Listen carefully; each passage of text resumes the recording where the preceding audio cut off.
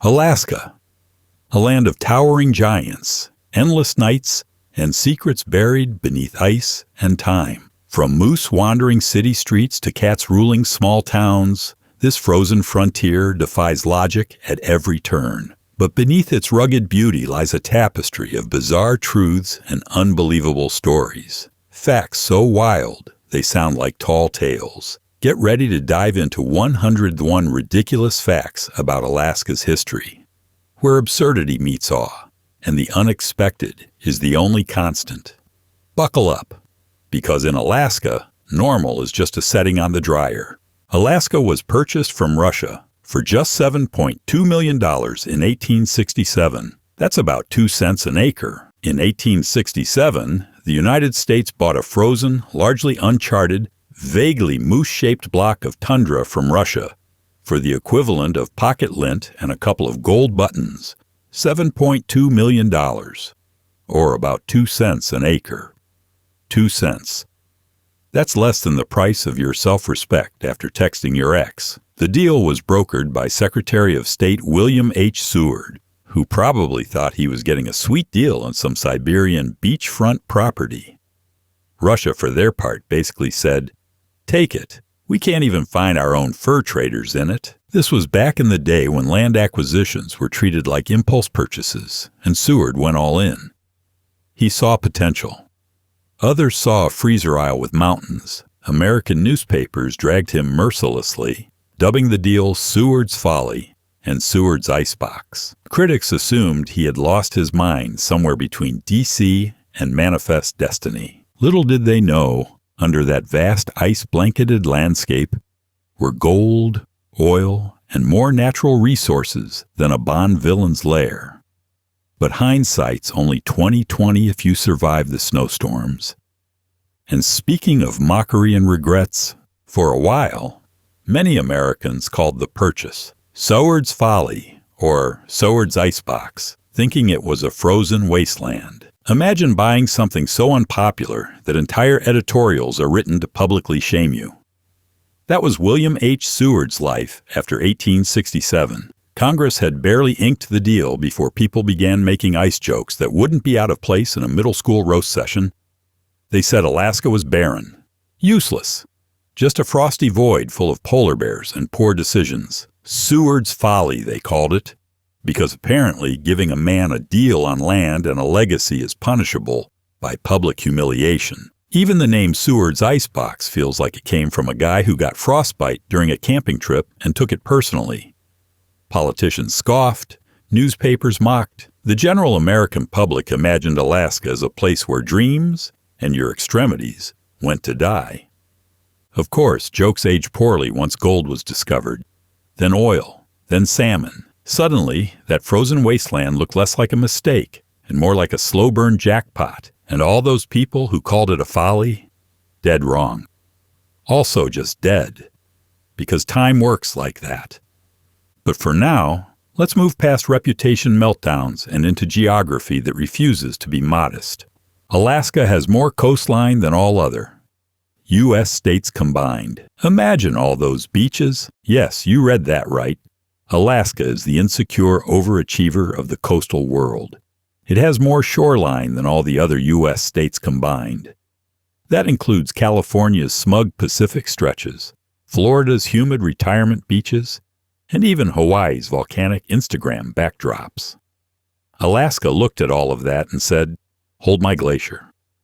But before you pack a bikini and a piña colada, remember, these are not the kinds of beaches where you sip mojitos. These are the kinds of beaches where seals give you judgmental looks and waves come with ice in them. No glass necessary. You can walk miles along an Alaskan beach and never see a soul. Just driftwood, fog, and the distant sound of a bald eagle judging your fashion choices. Still, that much coastline means possibilities. Fishing, shipping, vanishing without a trace. It's a choose-your-own adventure out there. And don't even get us started on the sheer number of islands. Alaska is basically the world's biggest, coldest archipelago that forgot it was supposed to be tropical. And while the beaches are lonely, the cities, not so much. especially when your surprise guest at the grocery store isn't a person. But the state animal is the moose, and they are surprisingly common in urban areas, sometimes even wandering into stores. Alaska's state animal is the moose, a towering, awkward creature that looks like a deer on stilts and steroids. But don't picture these giant antlered beasts just prancing through forests and lakes. Nope. In Alaska, moose have apparently read the fine print on wild animal behavior and decided urban living isn't so bad. They wander into towns, stroll down sidewalks, and occasionally pop into local stores like they're just here to grab a pack of gum. This isn't just a cute tourist anecdote. In Anchorage and other cities, moose encounters are a regular event. There are reports of moose calmly browsing in people's yards, blocking traffic with an unapologetic air of entitlement and even chilling inside convenience stores, as if they had business there. Because who's going to tell a moose to leave? But living alongside these beasts is not without its hazards. Moose might look lazy, but they can be surprisingly aggressive, especially during mating season or when defending calves. That makes encounters less awe and more, please keep your distance, or you might be trampled by the urban wildlife boss. And while moose are making themselves at home in Alaskan neighborhoods, the state has a less cuddly, more quirky political figure that also commanded local loyalty. There's a town in Alaska called Talkeetna that had a cat named Stubbs as its honorary mayor for 20 years. He even survived a dog attack and a fall into a fryer. If moose are Alaska's lumbering overlords, then Talkeetna's Stubbs was its furry, one-eyed perfect mayor. For 20 years, Stubbs, a ginger cat with an attitude bigger than the Denali Range, held honorary office as the town's mayor. No human politicians, just a cat who commanded more respect and caused fewer scandals. Stubbs became a legend for surviving a dog attack, because of course he did, and a fall into a deep fryer, a near-fatal tumble that only added to his mythical status. Stubbs wasn't just a mascot, he was a full-fledged Alaskan icon. Tourists flocked to Talkeetna just to meet the feline mayor, snap photos, and perhaps ask him for political advice. Spoiler, it was probably nap more and judge less. He presided over the town with typical cat indifference, but somehow kept everyone charmed. Now there's something almost poetic about a small Alaskan town putting a cat in charge. Given the state's penchant for embracing the unexpected, Stubbs wasn't the only oddity Alaska offers, especially when it comes to extreme winter traditions. The Alaska state sport is dog mushing, largely due to the Iditarod Trail Sled dog race. Forget baseball, forget football. Alaska's real state sport involves harnessing a pack of eager dogs, a sled, and a death-defying race across some of the most brutal, frozen wilderness on the planet. Dog mushing is not just a pastime here, it's an institution, a nod to survival, endurance, and the weirdly symbiotic relationship between humans and canine athletes. The Iditarod Trail Sled Dog Race, the crown jewel of dog mushing, covers nearly 1,000 miles of icy hell. It's a test of grit, courage, and whether your dog team likes you or not. This race commemorates the legendary 1925 serum run to Nome, when mushers and their dogs battled blizzards to deliver diphtheria antitoxin and save a town from an epidemic. Proof that sometimes desperate times call for sled dogs, not Uber. The race has become a symbol of Alaskan identity, blending history, sport, and a certain masochistic charm.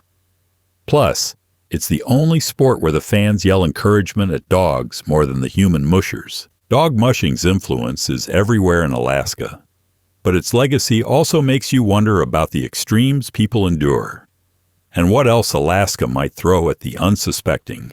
Speaking of the Iditarod, the race commemorates a 1925 serum run to Nome, where dog sled teams rushed diphtheria antitoxin to save the town. In 1925, the tiny Alaskan town of Nome faced a terrifying diphtheria outbreak, a disease so deadly that without treatment, it was essentially a one-way ticket to the afterlife.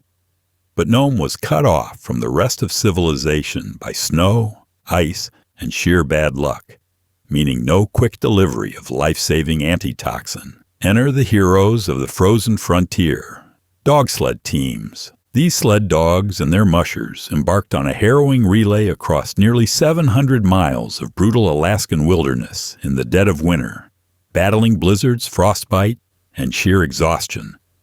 This was no leisurely stroll. It was a race against death, with dogs tearing through whiteouts and mushers pushing beyond human limits. The serum arrived just in time to save the town. The story has since become legend, immortalized by the Iditarod Trail sled dog race. Every year, mushers retrace those harrowing steps, honoring the bond between man and dog and the spirit of survival. And yes, the Iditarod is as punishing as it sounds, a brutal mix of endurance, strategy, and a lot of prayers. Speaking of monumental feats of nature and human will, Alaska boasts a peak so tall it practically stabs the sky. The highest mountain in North America, Denali, formerly Mount McKinley, is in Alaska.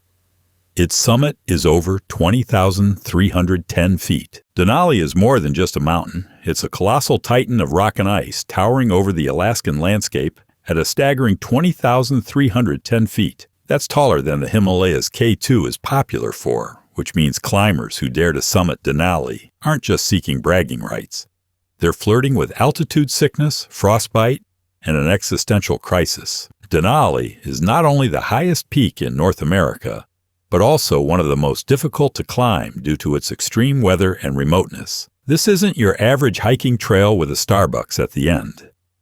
The mountain demands respect and a willingness to face sudden storms that can freeze a person solid before you can say avalanche. The name Denali means the high one in the Koyukon Athabaskan language, a fitting title for a mountain that dominates everything around it. It used to be called Mount McKinley, but the original native name was restored in 2015, a small victory for Alaska's indigenous culture.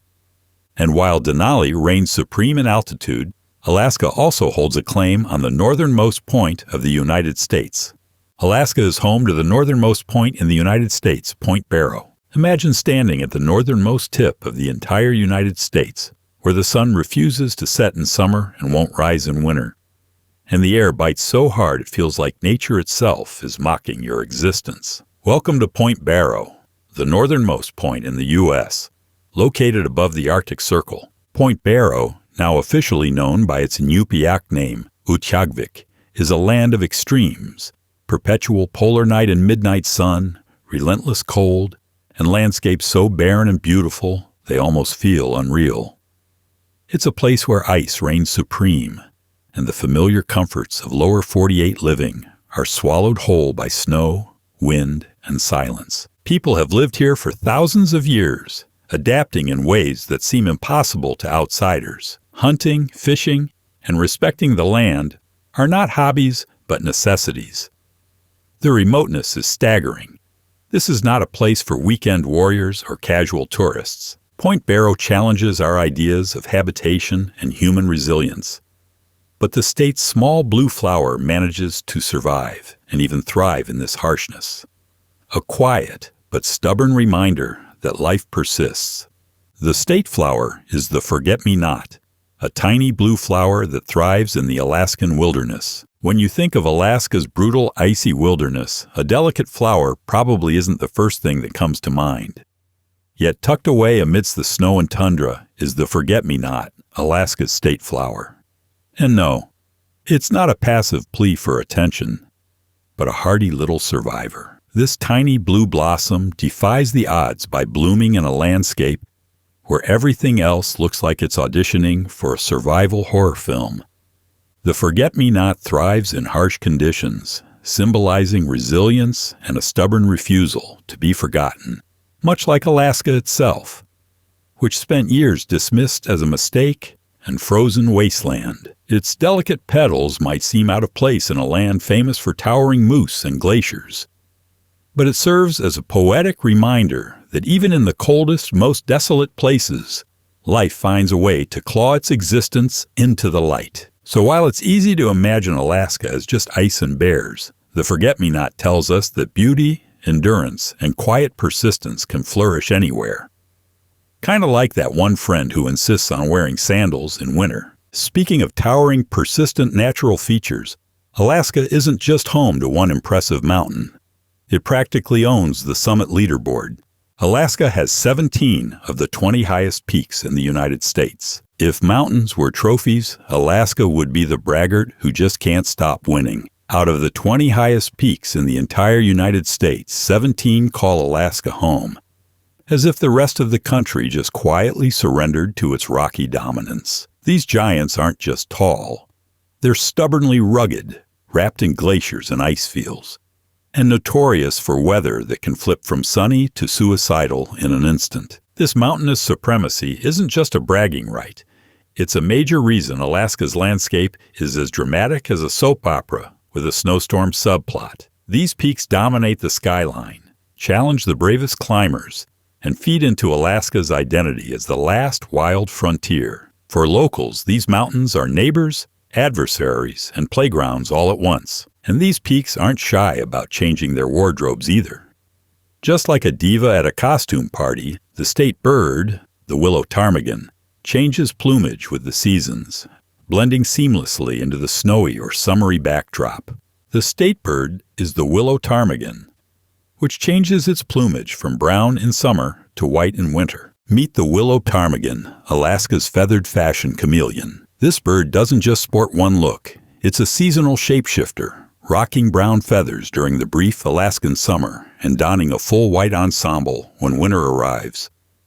Talk about commitment to camouflage.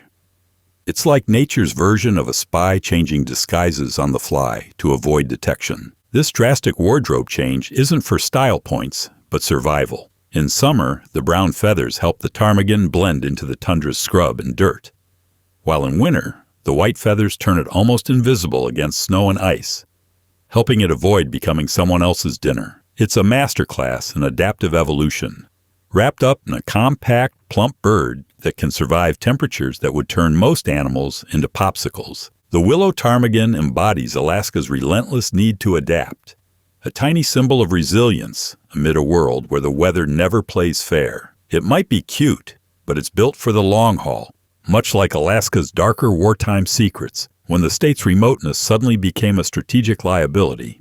During World War II, the Japanese actually invaded and occupied two Alaskan islands, Attu and Kiska, for over a year. World War II's Pacific theater is usually all about island hopping in Hawaii or the Philippines, but here's a plot twist nobody likes to admit. Japan actually invaded American soil, Alaska's soil. Not the mainland, mind you, but the tiny, remote Aleutian islands of Attu and Kiska. For over a year, these islands were occupied by Japanese forces, making Alaska the only part of the continental United States to see enemy occupation during the war. The Aleutians are about as far-flung and inhospitable as you can get, with brutal weather that turns soldiers' teeth into icicles and landscapes that feel like nature's frozen prison. The invasion was a strategic move to divert American forces and protect the northern flank of the Pacific. But it felt like an invasion in a snow globe. The battle to retake these islands was fierce, marked by deadly combat and the kind of foggy, freezing conditions that would make even the hardiest war veteran question their life choices. It's a wartime secret so buried in snow and history that many Americans don't even know it happened. But those two islands stand as ghostly reminders that Alaska's wilderness isn't just pretty, it's a battlefield.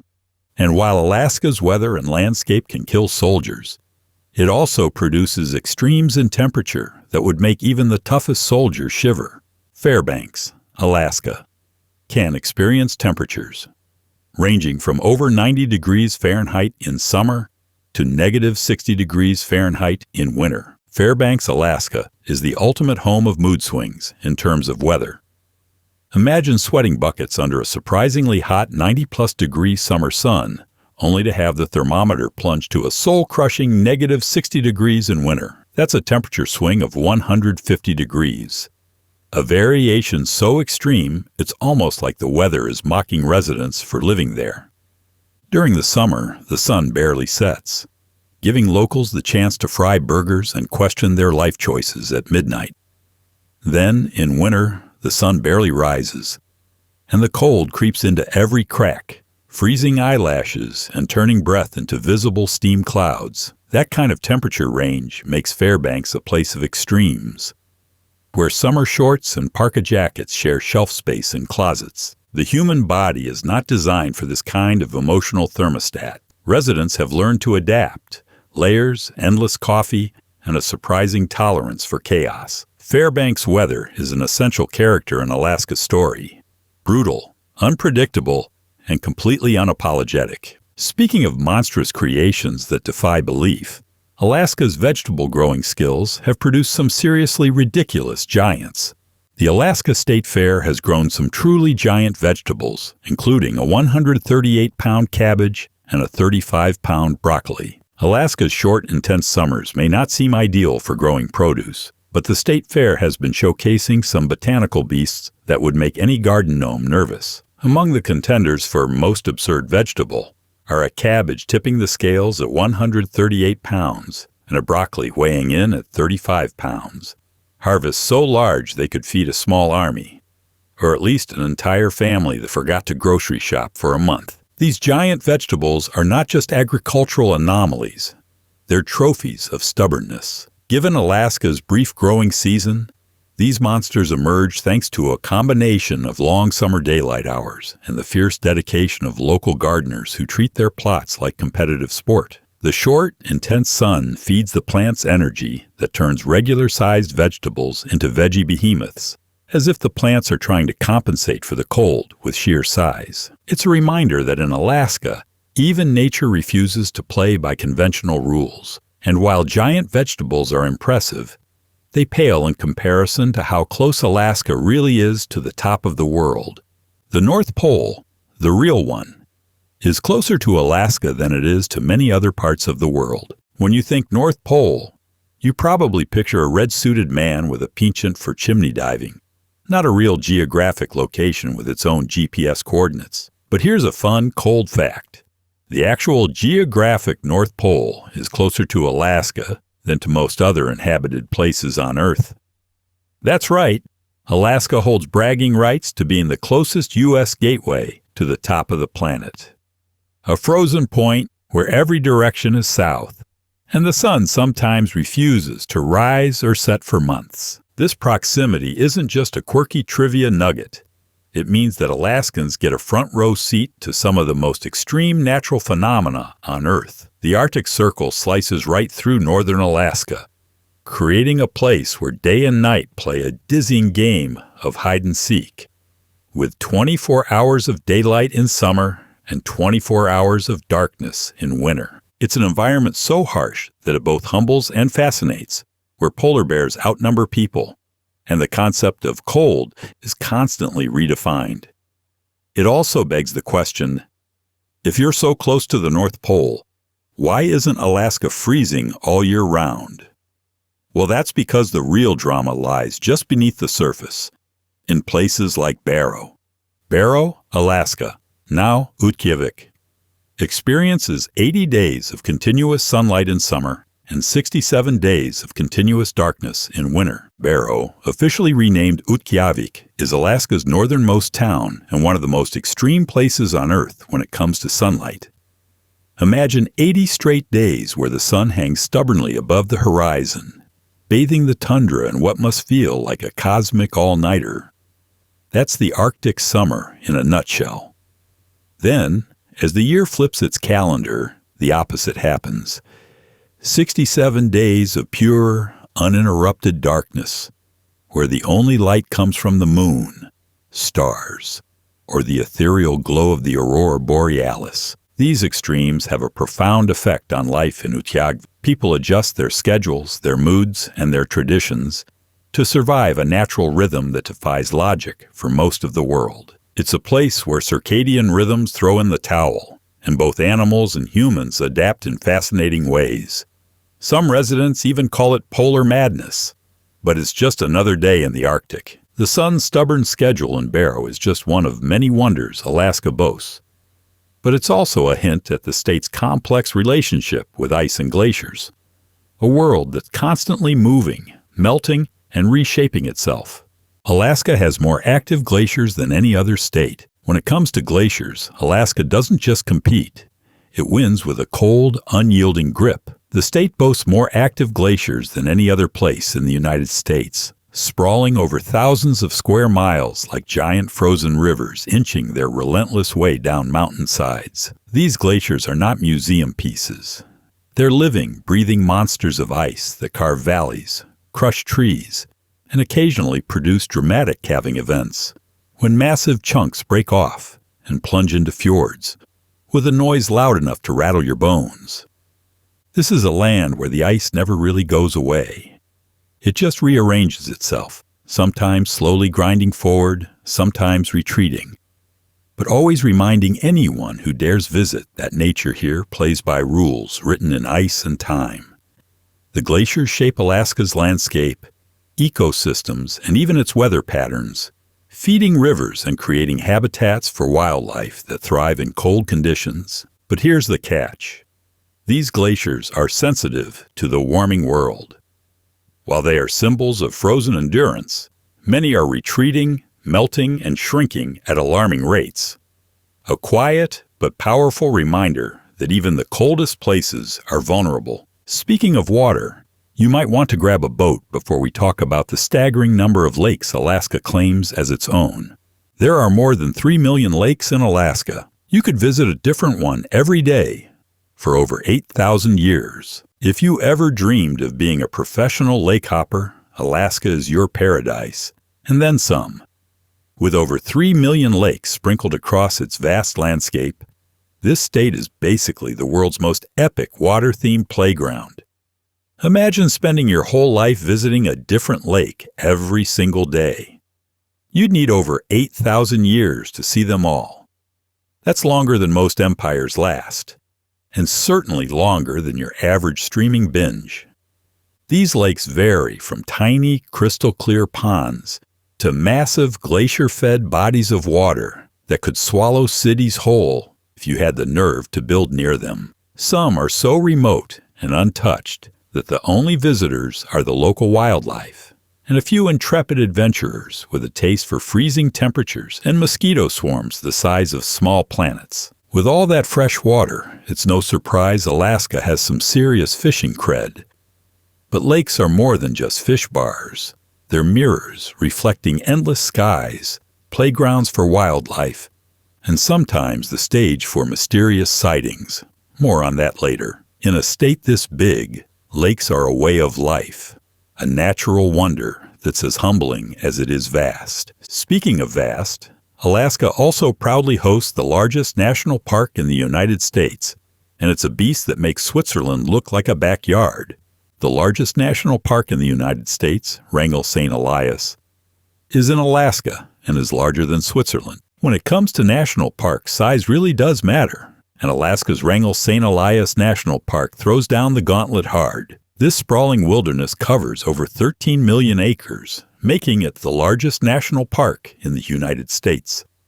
To put it in perspective, it's bigger than Switzerland. Yes, the entire country of Switzerland fits inside one Alaskan park and still leaves room for a few moose and glaciers to wander around. Wrangell St. Elias is less a park and more an entire ecosystem, packed with towering mountains, active volcanoes, sprawling glaciers, and wild rivers. It's so vast that you could spend weeks, even months, exploring its endless trails and still only scratch the surface. And the real kicker? Much of it is so remote that it's inaccessible by road. You'll need a plane, a boat, or some serious hiking legs to get there. This colossal wilderness reminds us just how small and insignificant we are in the grand scheme of things, especially when compared to a landscape so raw and untamed it still looks like the edge of the world. Wrangell St. Elias is nature's way of saying, "You're not in Kansas anymore." And yet, despite all this untamed wilderness, Alaska's population remains incredibly sparse. Despite its size, Alaska has one of the lowest population densities in the U.S. For a state that could swallow Texas, California, and Montana combined, Alaska is surprisingly empty. The population density here is among the lowest in the entire United States, which means people are scattered like rare gems across a vast, icy canvas. It's a place where the nearest neighbor might be hours or even days away, depending on how wild you want your wilderness experience to be. This scarcity of people is a direct result of the brutal climate, remote geography, and the sheer difficulty of surviving in a place where the sun sometimes disappears for months, and the cold can freeze your face before you realize it's happening. Most of Alaska's roughly 730,000 residents cluster around a few urban hubs like Anchorage, Fairbanks, and Juneau, leaving huge stretches of land almost untouched by human hands. This low density fosters a unique kind of independence and resilience among Alaskans, who often joke that everyone here knows everyone, but you still have your own space. It also means Alaska's natural world holds more sway than human development, preserving vast tracts of wilderness where wildlife reigns supreme. And speaking of navigating vast spaces, Alaska's transportation system is as unique as its geography. The Alaska Marine Highway System, a ferry network, is a designated national scenic byway. Forget highways clogged with honking cars and endless billboards. Alaska's highway is a ferry system that glides through some of the most breathtaking seascapes on the planet. The Alaska Marine Highway System isn't your typical commute. It's a floating lifeline connecting communities scattered along thousands of miles of rugged coastline, fjords, and islands. Think of it as a giant cold-water tour bus with engines, where passengers trade traffic jams for orca sightings and seagull heckling. This ferry system is so vital that without it, many parts of Alaska would be utterly cut off from the outside world. No roads, no bridges, just icy water. Whether transporting locals, tourists, or supplies, these ferries are the veins pumping life into remote areas. And because Alaska loves to one-up everyone, this system has earned the prestigious designation of a national scenic byway, meaning it's not just practical, it's also a visual feast for those lucky enough to ride the waves. Riding the Alaska Marine Highway is an adventure that blends utilitarian necessity with postcard-perfect scenery. And if you think this is unique, just wait. Alaska is also home to the world's largest seaplane base. The world's largest seaplane base is Lake Hood. Seaplane base in Anchorage, with over 190 takeoffs and landings on a peak summer day. Anchorage's Lake Hood isn't just any airport, it's the busiest seaplane base in the world, with a dizzying average of over 190 takeoffs and landings during peak summer days.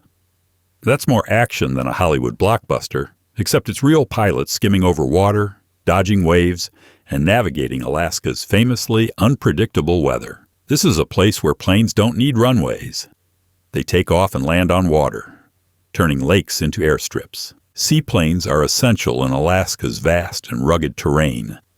They're the airborne equivalent of bush planes, ferrying people, supplies, and even mail to remote areas that roads and ferries can't reach. In a state where the next town might be a 5-hour flight away, seaplanes are a lifeline and a symbol of adaptability. If you thought that was quirky, Anchorage also boasts a town where nearly everyone lives in a single, 14-story building. The town of Whittier, Alaska, is famous for most of its 200-plus residents living in one 14-story building. Welcome to Whittier, Alaska, where vertical living reaches new heights, literally. In this tiny town of just over 200 people, nearly the entire population lives under one roof. A single 14-story concrete building known as Baggage Towers. This isn't a luxury high-rise, but a practical solution to the harsh weather and isolation, housing everything from apartments and a school to a grocery store and a post office. Baggage Towers was originally built as a military facility during the Cold War and later converted into a multi-use residential complex. Its design protects residents from Alaska's relentless winds, freezing temperatures, and heavy snowfall. Living here means neighbors are never far away, and escaping bad weather requires stepping outside only if you absolutely must. This unique setup turns the whole town into an extended family, bound together by necessity and a shared experience of extreme living. Whittier's unusual architecture is a microcosm of Alaska itself, bold, unconventional, and perfectly adapted to its environment. And speaking of symbols that say more than words, Alaska's state flag carries a cosmic message you won't want to miss. Alaska has a Big Dipper on its state flag, representing the Ursa Major constellation and the North Star. Alaska's state flag might look simple at first glance, just a dark blue field studded with 7 gold stars. But it's packed with meaning and cosmic swagger. The constellation featured is the Big Dipper, part of Ursa Major, one of the most recognizable star patterns in the Northern Hemisphere. The 8th star, smaller and standing apart, represents Polaris, the North Star, which has long been a guiding light for navigators and dreamers alike. The Big Dipper was chosen not just for its beauty, but for its symbolism of strength, unity, and Alaska's northern identity. It's a celestial metaphor for the state's rugged wilderness and frontier spirit, both vast and unyielding. The North Star adds a navigational nod, reminding us that Alaska sits at the top of the world, literally guiding travelers and residents through its long, dark winters. Designed by a 13-year-old boy in 1927, the flag's humble origins contrast with its grandeur and symbolism. It's a perfect emblem for Alaska, understated yet monumental, simple but profound, much like the state itself. But while Alaska's flag flies high with stellar imagery, the land itself hides tales far darker and more tragic, like the one immortalized in a bus in the wilderness. The famous Into the Wild bus, where Chris McCandless lived and died, was located in the Alaskan wilderness for decades before being removed for safety reasons. The story of Chris McCandless, a young man who sought freedom and meaning by wandering into the Alaskan wilderness with little more than idealism and a backpack, captured the world's imagination and left an eerie legacy. His journey ended in tragedy inside an abandoned bus, known simply as Bus 142. Which became an unintended shrine for adventurers chasing the same elusive dream. For years, Bus 142 sat isolated in the woods near Denali National Park, a symbol of raw human desire and fatal miscalculation. McCandless's story, immortalized by John Krakauer's book and Sean Penn's film, warned of nature's indifference and the dangers of romanticizing survival. The bus attracted pilgrims, some prepared, others dangerously naive, until authorities removed it in 2020 to prevent further accidents and deaths. The bus's grim history contrasts sharply with Alaska's majestic beauty, reminding us that the wilderness, no matter how inviting or awe-inspiring, doesn't negotiate. It's a land of paradoxes, freedom and peril, dreams and harsh reality. And speaking of paradoxes, Alaska's motto captures the tension between hopeful ambition and brutal reality. The state motto is North to the Future, which speaks to its pioneering spirit. North to the Future sounds like an optimistic slogan from a vintage sci-fi poster, but it's Alaska's official motto, and it perfectly encapsulates the state's identity. It's a call to venture boldly into the unknown, a nod to pioneers, dreamers, and anyone willing to trade comfort for opportunity at the edge of the map. The motto captures Alaska's paradox.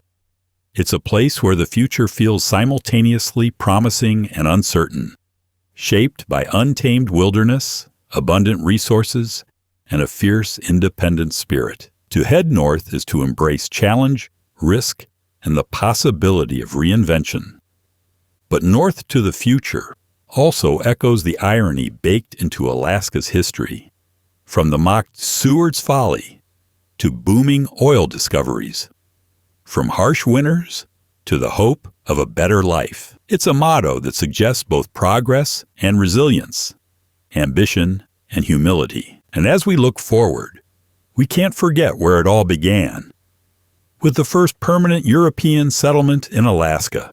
The first permanent European settlement in Alaska was Kodiak, established by Russians in 1784. Long before Alaska was the last frontier of the United States, It was Russia's chilly outpost in the New World.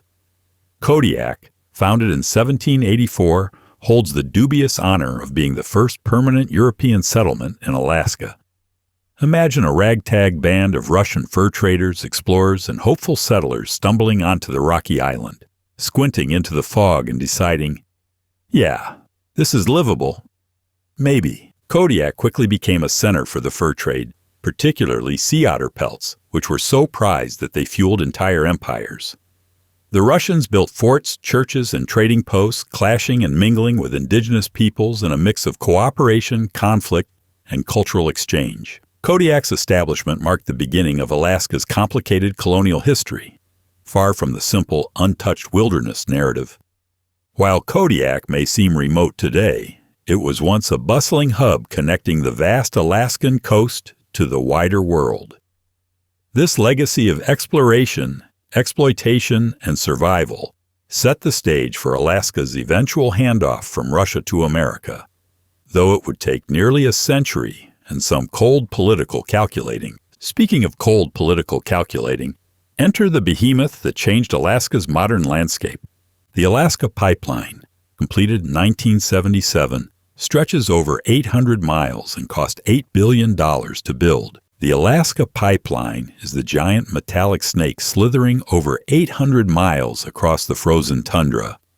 A modern marvel of engineering and stubbornness completed in 1977. Costing a cool $8 billion, a number that would make most heads spin, the pipeline was built to transport oil from the Prudhoe Bay fields in northern Alaska all the way to the ice-free port of Valdez. Constructing the pipeline was a feat of ingenuity and sheer willpower. Engineers had to tackle permafrost, earthquakes, and some of the harshest weather imaginable. The pipeline had to be elevated in places to avoid melting the permafrost beneath it, creating a bizarrely futuristic, raised highway of oil through the wilderness. It was more than just infrastructure. It was a symbol of Alaska's entry into the big leagues of energy and economic power. The pipeline transformed Alaska's economy, politics, and environment, ushering in an era of boom, controversy, and relentless debate about the cost of progress versus preservation. It also gave birth to the controversial Permanent Fund dividend, Alaska's way of sharing oil wealth with its residents. And if you thought glaciers were just slow-moving ice cubes, Alaska has a much bigger claim to frozen dominance. More than half of all the world's glaciers are in Alaska. Here's a frosty fact to make any snowman jealous. Alaska contains more than half of the world's glaciers. That's right. This state alone holds an icy monopoly on glaciers. Vast rivers of frozen water that creep and grind their way through mountains and valleys like nature's slowest bulldozers. These glaciers are more than just ice sculptures. They're dynamic forces shaping Alaska's landscape. They carve out fjords, dam lakes, and influence local ecosystems. The sheer volume of ice stored here has a massive impact on sea levels and climate patterns worldwide, making Alaska's glaciers crucial players in the global environmental drama. Despite their size and seeming permanence, many of Alaska's glaciers are retreating due to climate change, a slow but relentless reminder that even the mightiest ice can melt. The glaciers stand as monuments to geological time, yet they are caught in the accelerating race against a warming planet. And in a state defined by ice, it's almost poetic that you could spend your whole life exploring its endless lakes, each one a watery puzzle waiting to be discovered. The northern lights, or aurora borealis, are frequently visible in Alaska due to its high latitude. If you've ever dreamed of witnessing nature's most mesmerizing light show, Alaska's the place to be. The northern lights, or aurora borealis, are a spectacular cosmic dance of swirling greens, purples, and reds that light up the night sky. Thanks to Alaska's high latitude, snuggled right under the Earth's magnetic pole, the state offers some of the best and most frequent views of this celestial phenomenon. The lights are caused by charged particles from the sun colliding with Earth's atmosphere. But don't think this is just some predictable laser show. The auroras are unpredictable, sometimes shimmering faintly like a shy ghost. other times exploding into curtains of color that seem to ripple and wave overhead. For many Alaskans, the northern lights are a nightly companion during winter, a reminder of the wild magic that lives in the skies above. This natural spectacle has inspired countless myths, legends, and a healthy dose of scientific curiosity. Some indigenous peoples believed the lights were spirits dancing, while modern science continues to study their cosmic origins. Watching the aurora borealis is like peering into the universe's secret nightclub, exclusive, mysterious, and unforgettable. While the skies glow, Alaska's wildlife takes a different stage, with one bird proudly dominating the airspace. Alaska has more bald eagles than all other states combined. Forget your backyard bird feeders, feathered visitors. Alaska is the bald eagle capital of the United States, home to more bald eagles than every other state combined. These majestic raptors, with their iconic white heads and piercing eyes, soar through Alaska's vast skies like airborne monarchs, symbols of wild freedom and rugged wilderness. The abundance of bald eagles is due to Alaska's pristine environment and plentiful food supply. Salmon-rich rivers, vast coastlines, and expansive forests. Eagles here aren't shy. They're often spotted perched on trees, scavenging on riverbanks, or dominating the skies with graceful, powerful wingspans. Watching them hunt or nest is like getting a front-row seat to nature's version of Game of Thrones. Their presence also reflects Alaska's commitment to conservation. Decades ago, bald eagles faced near extinction due to habitat loss and pesticides, but Alaska's protections helped their numbers rebound spectacularly. Now, they are a living symbol of both natural resilience and human responsibility. And speaking of resilience, Anchorage throws one of the quirkiest winter festivals you'll ever encounter. There's an annual Fur Rendezvous Festival in Anchorage, a winter carnival with quirky events like outhouse races. Every February, Anchorage transforms into a winter playground for the Fur Rendezvous, a festival that's part celebration, part quirky survival tactic for those long, dark months. Founded during the Great Depression to boost morale, this carnival embraces Alaska's winter with open arms and a wicked sense of humor. Events include everything from traditional dog mushing races to oddball competitions like outhouse races, where teams don costumes and race portable toilets on skis. There are snow sculptures, sled dog demonstrations, and even a running of the reindeer. Because why not? It's a carnival that laughs in the face of freezing temperatures and endless snow, turning hardship into hilarity. The Fur Rendezvous perfectly captures the Alaskan spirit. Tough, inventive, and irreverently fun. It's a reminder that in Alaska, winter isn't just endured, it's celebrated with gusto. And while the festival celebrates dog mushing, the sport itself is so iconic that it deserves another mention. The state sport of Alaska is dog mushing. Dog mushing isn't just a sport in Alaska. It's a cultural heartbeat and a way of life. This rugged, tail-wagging tradition embodies the very essence of survival in a landscape that can be as brutal as it is beautiful. Dog teams consisting of energetic, stoic, and incredibly stubborn sled dogs have been guiding explorers, hunters, and mail carriers across vast frozen landscapes for centuries. The sport itself is more than a competition. It's a testament to the relationship between humans and their canine comrades. Mushers rely on their dogs' endurance, intelligence, and willpower to navigate some of the harshest weather and terrain on Earth. This is teamwork at its rawest, where the success or failure of a journey depends on trust and grit. Dog mushing remains a symbol of Alaskan identity, from mail delivery to the famous Iditarod race. It's a sport where the adrenaline rush meets the whisper of snow under runners and the rhythmic panting of dogs, creating an experience that is as visceral as it is iconic. And speaking of the Iditarod, the longest day in Fairbanks, Alaska, is 21 hours and 49 minutes long. Fairbanks experiences an extreme sun schedule that sounds like a cruel joke from Mother Nature. During the summer solstice, the city enjoys a staggering 21 hours and 49 minutes of daylight. Imagine the sun barely dipping below the horizon, leaving just a thin twilight where darkness should be.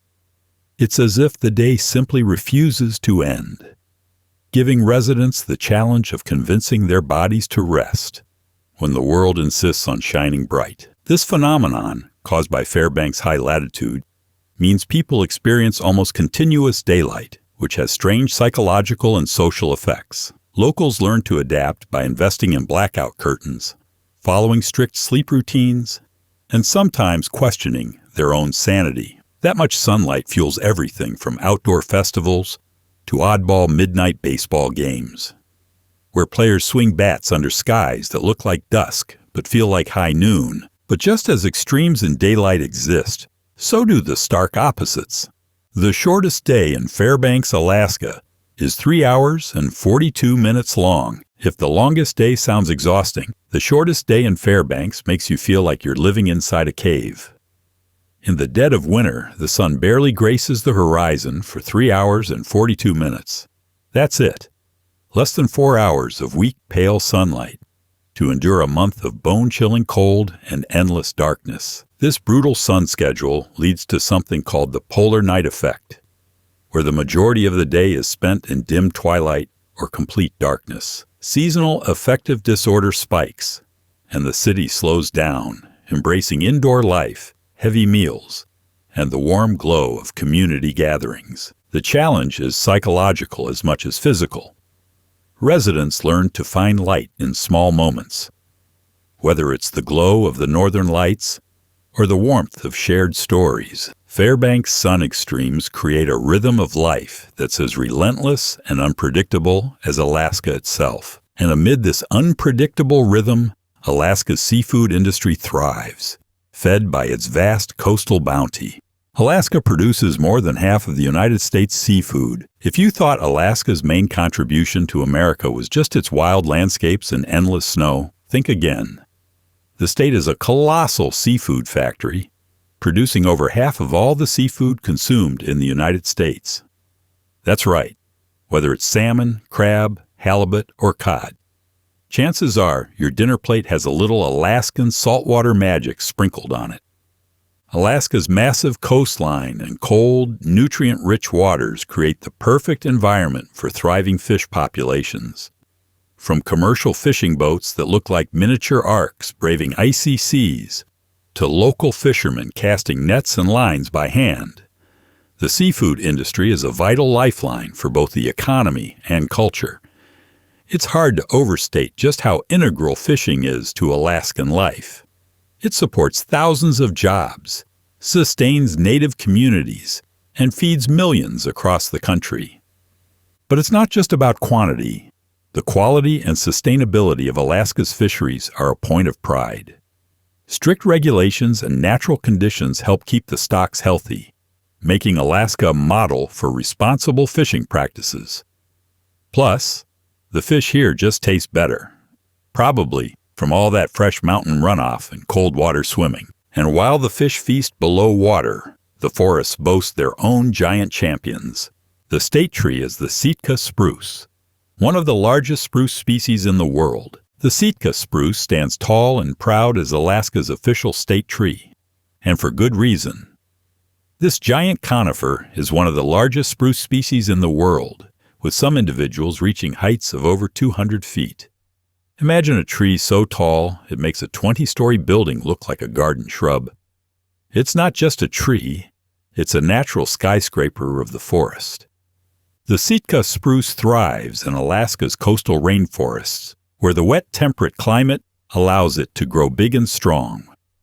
Its wood is prized for its strength and resonance, often used in musical instruments, airplane frames, and boats. More than just a timber resource, the Sitka spruce is a symbol of Alaska's vast, ancient forests and its delicate ecological balance. This tree, towering over the landscape, reminds us that Alaska is a place where nature dominates, where survival depends on strength, adaptability, and quiet endurance. But while the Sitka spruce stands rooted and steady, Alaska has experienced some seismic shocks that shook the very ground beneath it. The most powerful earthquake ever recorded in North America, a 9.2 magnitude quake, hit Alaska in 1964. It caused a tsunami that reached California and Hawaii. In 1964, Alaska shook the world, literally, with the most powerful earthquake ever recorded in North America. A staggering 9.2 magnitude event known as the Good Friday earthquake. This seismic giant lasted nearly 4 minutes, causing the ground to ripple, buildings to crumble, and landscapes to shift dramatically. The quake unleashed tsunamis that raced across the Pacific, reaching as far as California and Hawaii, leaving destruction and fear in their wake. The earthquake fundamentally altered Alaska's geography, raising some areas and sinking others, reshaping coastlines and creating new lakes. Towns like Anchorage were devastated, and recovery took years, revealing the raw power and unpredictability of the earth beneath Alaska's rugged beauty. Despite the destruction, the event spurred advances in seismic research, building codes, and emergency preparedness, teaching the world valuable lessons about resilience. It's a stark reminder that Alaska's wild grandeur comes with a price, and that nature here isn't just beautiful, it's terrifyingly powerful. And as Alaska's landscape continues to evolve, its geographical quirks reveal a fascinating fact about its position on the globe. Alaska is the only U.S. state that has land in both the eastern and western hemispheres. Alaska isn't just a giant on the map. It's also a geographical oddity that straddles the globe in a way no other U.S. state does. Thanks to the Aleutian Islands stretching westward into the Pacific, Alaska claims land in both the eastern and western hemispheres. This means you can technically walk from one hemisphere to another without leaving the state. If you don't mind rugged terrain and probably a bad sunburn from glare off the snow, this split across the hemispheres makes Alaska a kind of living map, defying the neat little boxes we draw around the planet. The international date line actually zigzags around some of the Aleutian Islands, creating time zone quirks and confusion even for locals. Imagine calling your cousin and having to ask, "Wait, is it yesterday or tomorrow where you are?" Alaska's position highlights its role as a crossroads between continents and cultures, bridging North America and Asia.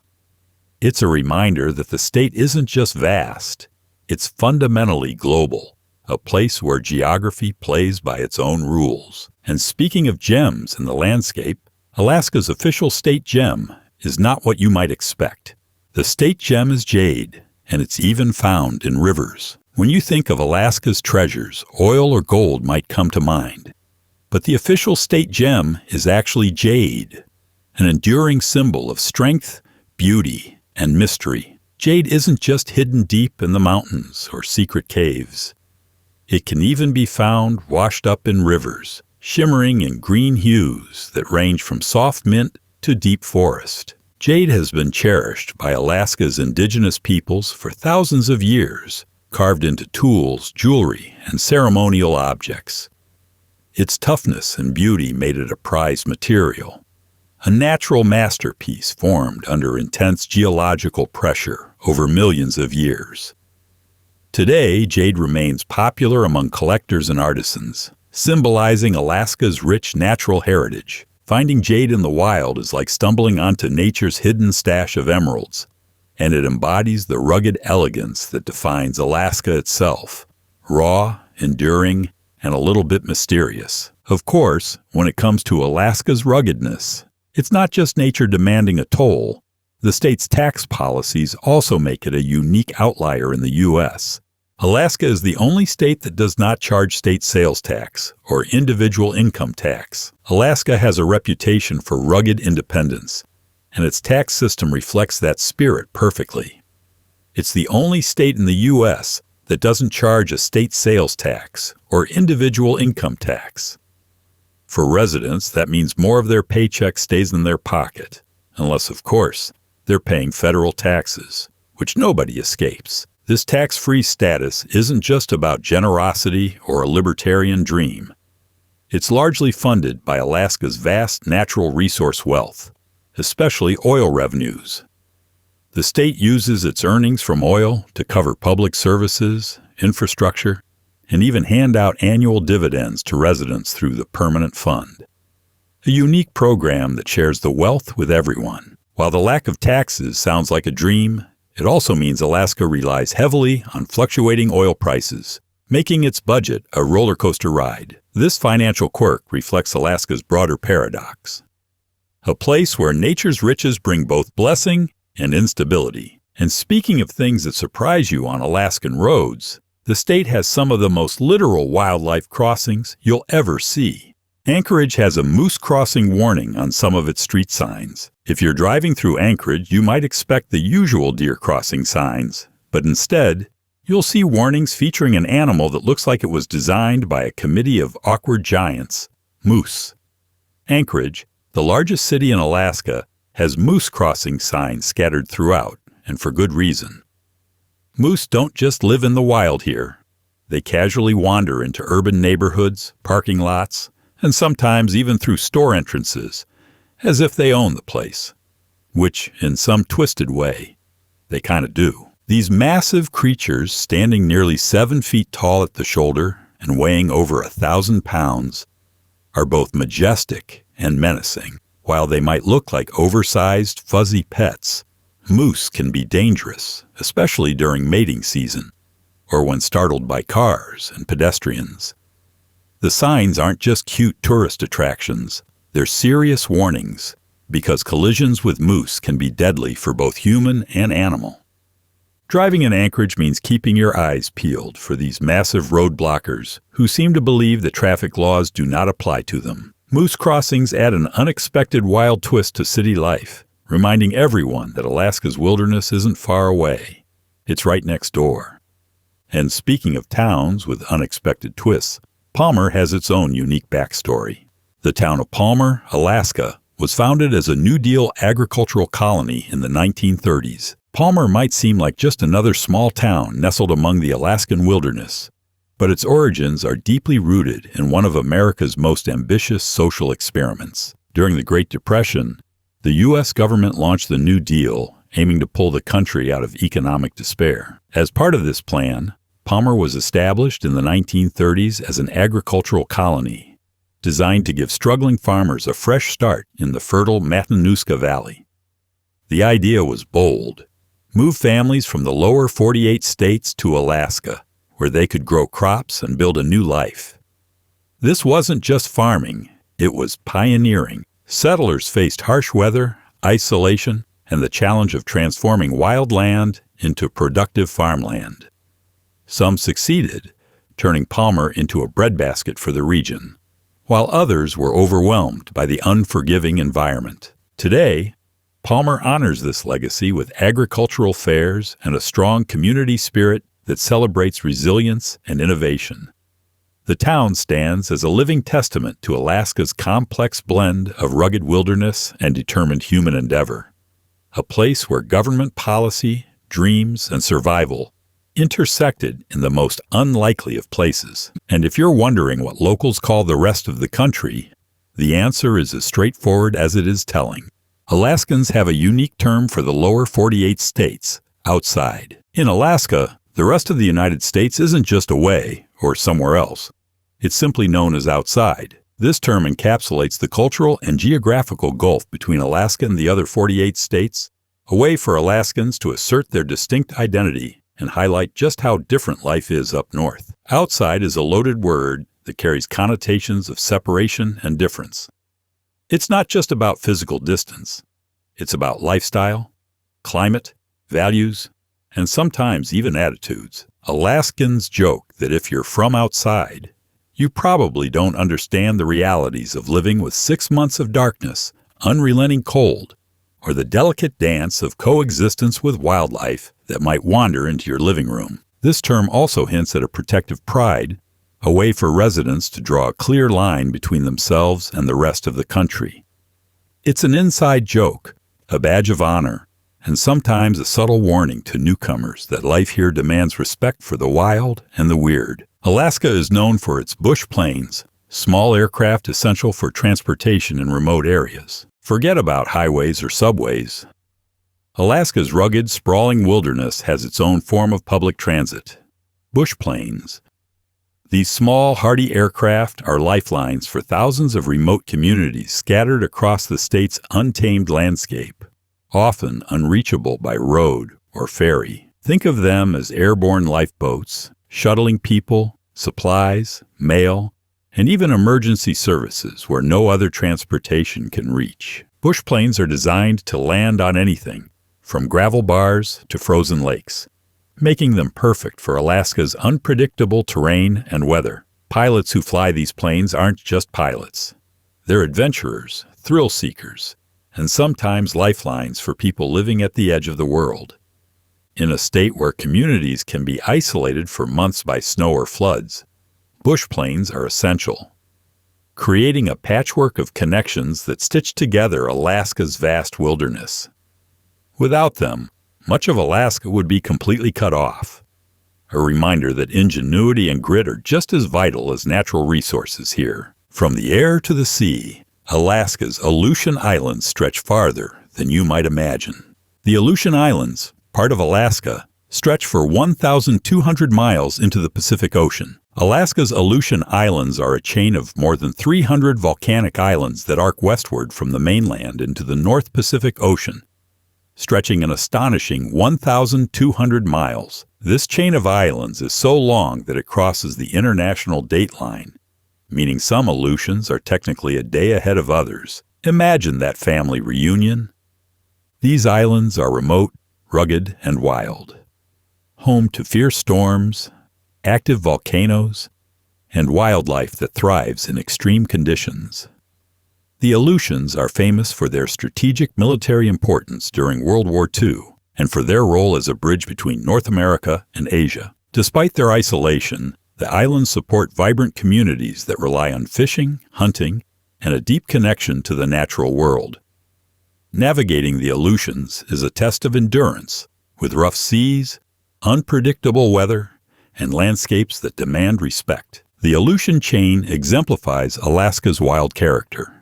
Vast, mysterious, and endlessly fascinating. And if you thought Alaska's wild history ended there, wait until you hear about its prehistoric residents. The state fossil is the woolly mammoth, and their remains are still found in the permafrost. Alaska's official state fossil isn't some run-of-the-mill dinosaur bone or ancient shell. It's the woolly mammoth, that iconic shaggy giant of the Ice Age. These prehistoric behemoths once roamed the tundra, their massive tusks carving the frozen landscape long before humans set foot in Alaska. What's truly incredible is that Alaska isn't just a place to study mammoths through dusty museum exhibits. Their remains are still being unearthed, perfectly preserved in the state's permafrost. The cold ground acts like nature's freezer, locking these ancient creatures in time. Sometimes, explorers find whole mammoth carcasses with flesh, hair, and even stomach contents intact. Frozen snapshots from a world lost to ice and time. These discoveries have fueled scientific curiosity, sparking debates about de-extinction and the secrets buried beneath Alaska's frozen soil. The woolly mammoth embodies Alaska's deep connection to a prehistoric wilderness. A reminder that beneath its modern frontiers lies a timeless story of survival, extinction, and frozen mysteries waiting to be uncovered. But Alaska's mysteries don't stop with ancient giants. Some legends are still alive, swimming just beneath the surface of its vast lakes. There's a legend of a Lake Iliamna monster, a creature said to inhabit Iliamna Lake, Alaska's largest lake. Alaska's largest lake, Iliamna, isn't just famous for its size. It's also the setting of a mysterious legend that has captured imaginations for decades. Locals and visitors alike whisper about the Lake Iliamna monster, a creature said to lurk beneath the lake's deep, cold waters. Descriptions vary, but many claim it resembles a prehistoric, dinosaur-like beast, a shadowy serpent, or a giant fish that defies explanation. Sightings date back centuries, with fishermen and pilots reporting strange, large shapes moving beneath the surface, stirring up waves, or even breaching like whales. Despite numerous investigations and attempts to capture photographic evidence, the creature remains elusive, an enigma floating on the edge of folklore and reality. The legend of the Iliamna monster adds a layer of mystique to Alaska's wilderness, where the line between myth and fact often blurs. It's a reminder that some parts of Alaska remain wild, untamed, and beyond human understanding. Speaking of law and order in the wild frontier, Alaska's unique history includes some unexpected chapters. The Alaska State Trooper Museum in Anchorage has exhibits on the history of law enforcement in the state, including dog teams. Law enforcement in Alaska is a story of grit, innovation, and adaptation to one of the harshest environments on Earth. The Alaska State Trooper Museum in Anchorage captures this history, showcasing artifacts, stories, and the evolution of policing in a state where roads are scarce, weather is brutal, and communities are spread across vast wilderness. One of the museum's highlights is the role of dog teams in law enforcement. Before helicopters and snowmobiles, sled dogs were essential partners for troopers, helping them patrol remote areas, deliver messages, and respond to emergencies in snowbound conditions. These dogs weren't just tools, they were lifelines. The museum chronicles the challenges faced by troopers from the 1920s to today, reflecting how law enforcement in Alaska has been shaped by necessity, resourcefulness, and a fierce commitment to protecting people in a land where help might be hundreds of miles away. And just as law enforcement had to cover vast distances, Alaska's rivers flow wide and far, shaping the state's geography and history. The longest river in Alaska is the Yukon River, which flows for over 1,900 miles. The Yukon River is the grand serpentine artery that courses through Alaska's wild heart, stretching over 1,900 miles and making it the longest river in the state, and one of the longest in North America. Originating in British Columbia, Canada, it meanders through the rugged wilderness before finally spilling into the Bering Sea. For centuries, the Yukon has been a lifeline for both indigenous peoples and settlers, a highway for transportation, trade, and survival in a land where roads often don't exist. The river's vast length cuts through some of the most remote and pristine landscapes on Earth, carving valleys, supporting rich ecosystems, and challenging anyone who dares to navigate its sometimes treacherous waters. The Yukon's currents have witnessed the passage of fur traders, gold rush prospectors, and adventurers chasing fortune and freedom. In Alaska, the Yukon remains a symbol of untamed wilderness, a living testament to the state's connection between water and life. It also reminds us of the challenges and beauty of moving through a landscape defined by vast distances and extremes. And if the Yukon teaches us about flowing power, Alaska's volcanic force is just as formidable and fiery. Alaska has over 100 volcanoes, many of which are still active. Alaska's volcanic activity is nothing short of spectacular, with over 100 volcanoes peppering the landscape, many of them still active. This makes the state a hotbed of geological activity, where the Earth's crust is constantly shifting and reshaping the terrain. These volcanoes aren't just distant, dormant mountains.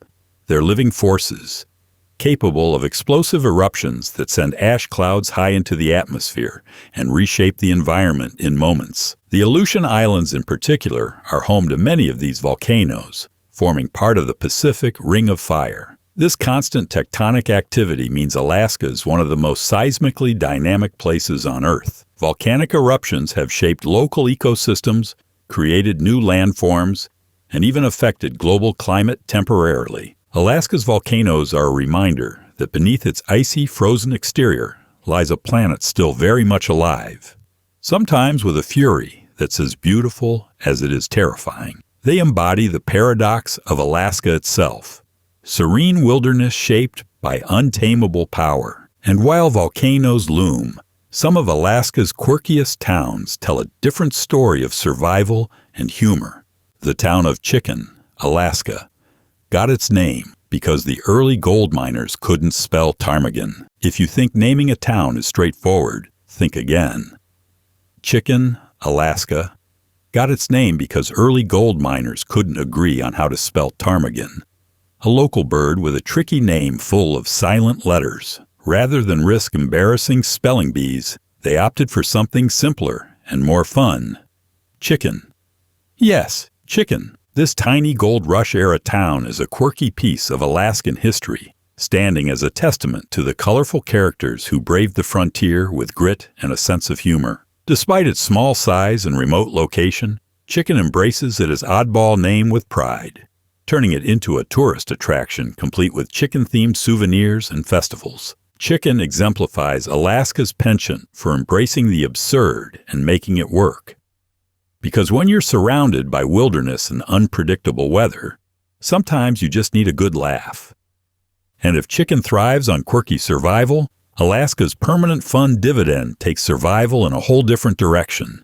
The Alaska Permanent Fund Dividend pays out a portion of the state's oil revenue to eligible residents annually. Alaska's Permanent Fund Dividend is perhaps the coolest form of universal basic income you never knew existed.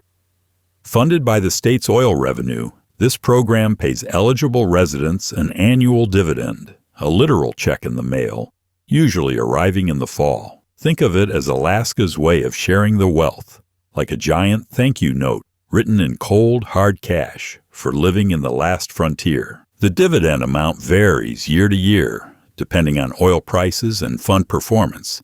But it's not pocket change. Some years residents have seen checks upwards of $2,000, enough to buy a serious amount of groceries, fuel, or even fund a spontaneous adventure into the wilderness. This payout is a unique financial social contract.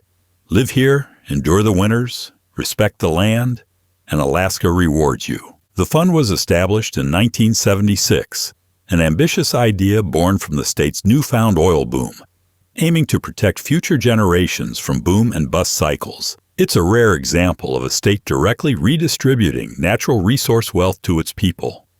One of the few policies where oil profits don't just line corporate pockets, but fatten personal wallets too. And if sharing oil wealth sounds like an extreme sport, consider the Extreme Roads of Alaska. The famous Ice Road Truckers show features drivers navigating dangerous ice roads in Alaska. You've probably seen the adrenaline-pumping reality TV series Ice Road Truckers, where brave drivers pilot giant rigs across frozen rivers, lakes, and tundra in Alaska's most treacherous conditions. These ice roads aren't your average blacktop highways. They're icy veins that connect remote communities during winter months, when land travel is otherwise impossible. Driving on these frozen highways is a high-stakes gamble with nature. Truckers battle sub-zero temperatures, cracking ice, whiteouts, and the ever-present threat of plunging into freezing water. Every load they haul, whether fuel, food, or building materials, is a lifeline for isolated towns cut off by snow and ice for most of the year. The show captures more than just the dangers of winter trucking. It's a study in human tenacity and the weird, wild logistics of life in the last frontier. The ice roads disappear come spring, leaving behind memories, stories, and a few trucks stuck forever in the ice. If trucks on ice sound wild, wait till you hear about school transportation in some parts of Alaska. In some parts of Alaska, children ride snowmobiles to school. Forget yellow school buses. In parts of Alaska, kids trade wheels for skis and snowmobiles. Yes, you read that right. Some Alaskan children ride snowmobiles to school, navigating snowy, icy, and sometimes treacherous terrain before they even hit the classroom. It's a stark reminder that everyday life here comes with an extra dose of adventure and danger. In remote communities where roads are scarce or non-existent and winters can last half the year, snowmobiles are essential transportation. Parents and children learn from a young age to handle these powerful machines, often bundling up in layers of gear to brave temperatures that would freeze most people in place. This unique mode of transport illustrates Alaska's blend of rugged independence and adaptation. It's not just about getting from point A to point B, it's a rite of passage, a survival skill, and a way of life that few outside the state can truly grasp. And if kids are snowmobiling, the bears aren't far behind. The world's largest concentration of grizzly bears can be found in Katmai National Park and Preserve. Katmai National Park and Preserve is like the supersized grizzly version of a nature documentary. This sprawling Alaskan wilderness boasts the world's largest concentration of grizzly bears, making it the ultimate bear kingdom. Picture hundreds of these massive, hulking creatures roaming riverbanks, salmon-stuffed mouths, and patrolling their turf with the kind of confidence only a 600-pound predator can muster. The park's Brooks River is famous for its bear population, where visitors can safely observe these magnificent animals fishing for salmon in crystal-clear waters. It's a scene straight out of a wildlife magazine, but in real life, it's raw, unpredictable, and often intense. Bears here don't just exist. They thrive, living in a delicate balance with their environment and each other. Katmai's grizzlies embody Alaska's wild spirit, a reminder that beneath the beauty lies a fierce, untamed reality. The bears are a testament to the power of conservation efforts and the resilience of nature when left to its own devices. And speaking of places where roads are a suggestion rather than a rule, Alaska's capital city has its own peculiar twist. Alaska is the only state whose capital city, Juneau, is not accessible by road. You have to fly or take a ferry. Juneau, Alaska's capital, is a political oddity wrapped in wilderness. Unlike every other U.S. state capital, Juneau isn't connected to the rest of the state, or even the country, by any roads. You can't just hop in a car and drive there. Instead, if you want to visit or leave Juneau, you need to fly or take a ferry. That's right. The capital city of a state so vast and rugged depends on air and sea travel to connect it with civilization. This isolation shapes Juneau's culture and daily life. It's surrounded by towering mountains and deep fjords, which make building roads prohibitively expensive and environmentally challenging. While it feels remote, Juneau still functions as a modern city with government offices, shops, and communities.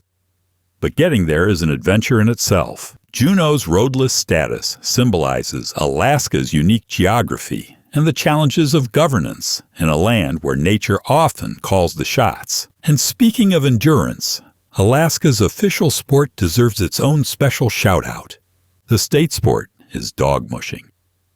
Worth repeating, it's that iconic. If you thought we were done talking about dog mushing, think again. Alaska takes this sport so seriously, it's officially enshrined as the state sport. That's right, dog mushing isn't just a pastime.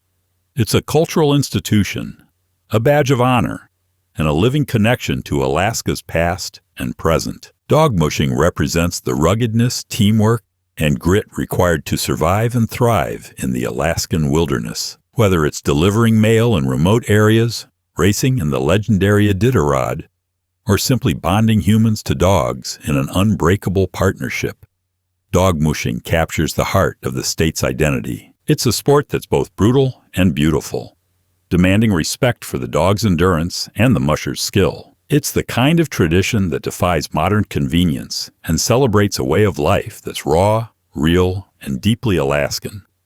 And while dog mushing is timeless, Alaska's media history took a first step with its earliest newspaper. The first newspaper in Alaska was the Sitka Times, published in 1868. The Sitka Times holds the prestigious title of Alaska's very first newspaper. Rolling off the presses in 1868, just a year after the U.S. purchased the territory from Russia. This little publication wasn't just ink on paper. It was a symbol of burgeoning civilization and the thirst for information in a wild new frontier. Back then, news traveled slowly, and newspapers served as the lifeblood connecting scattered settlements. The Sitka Times brought stories of local events, politics, shipping schedules, and the occasional bear sighting to a populace hungry for news. It was a bridge between cultures, languages, and the rapid changes sweeping through Alaska during a time of political and social upheaval. Launching a newspaper in the middle of Alaska's rugged wilderness was no small feat. It required determination, resourcefulness, and a deep commitment to community. The Sitka Times laid the groundwork for Alaska's vibrant journalistic tradition and was a harbinger of the state's growing voice on the national stage. And if news connected the people, geography shaped the vastness of their reach. With Alaska holding more land within the Arctic Circle than any other U.S. state, Alaska has more land within the Arctic Circle than any other U.S. state. Alaska's claim to Arctic dominance isn't just bragging, it's factual.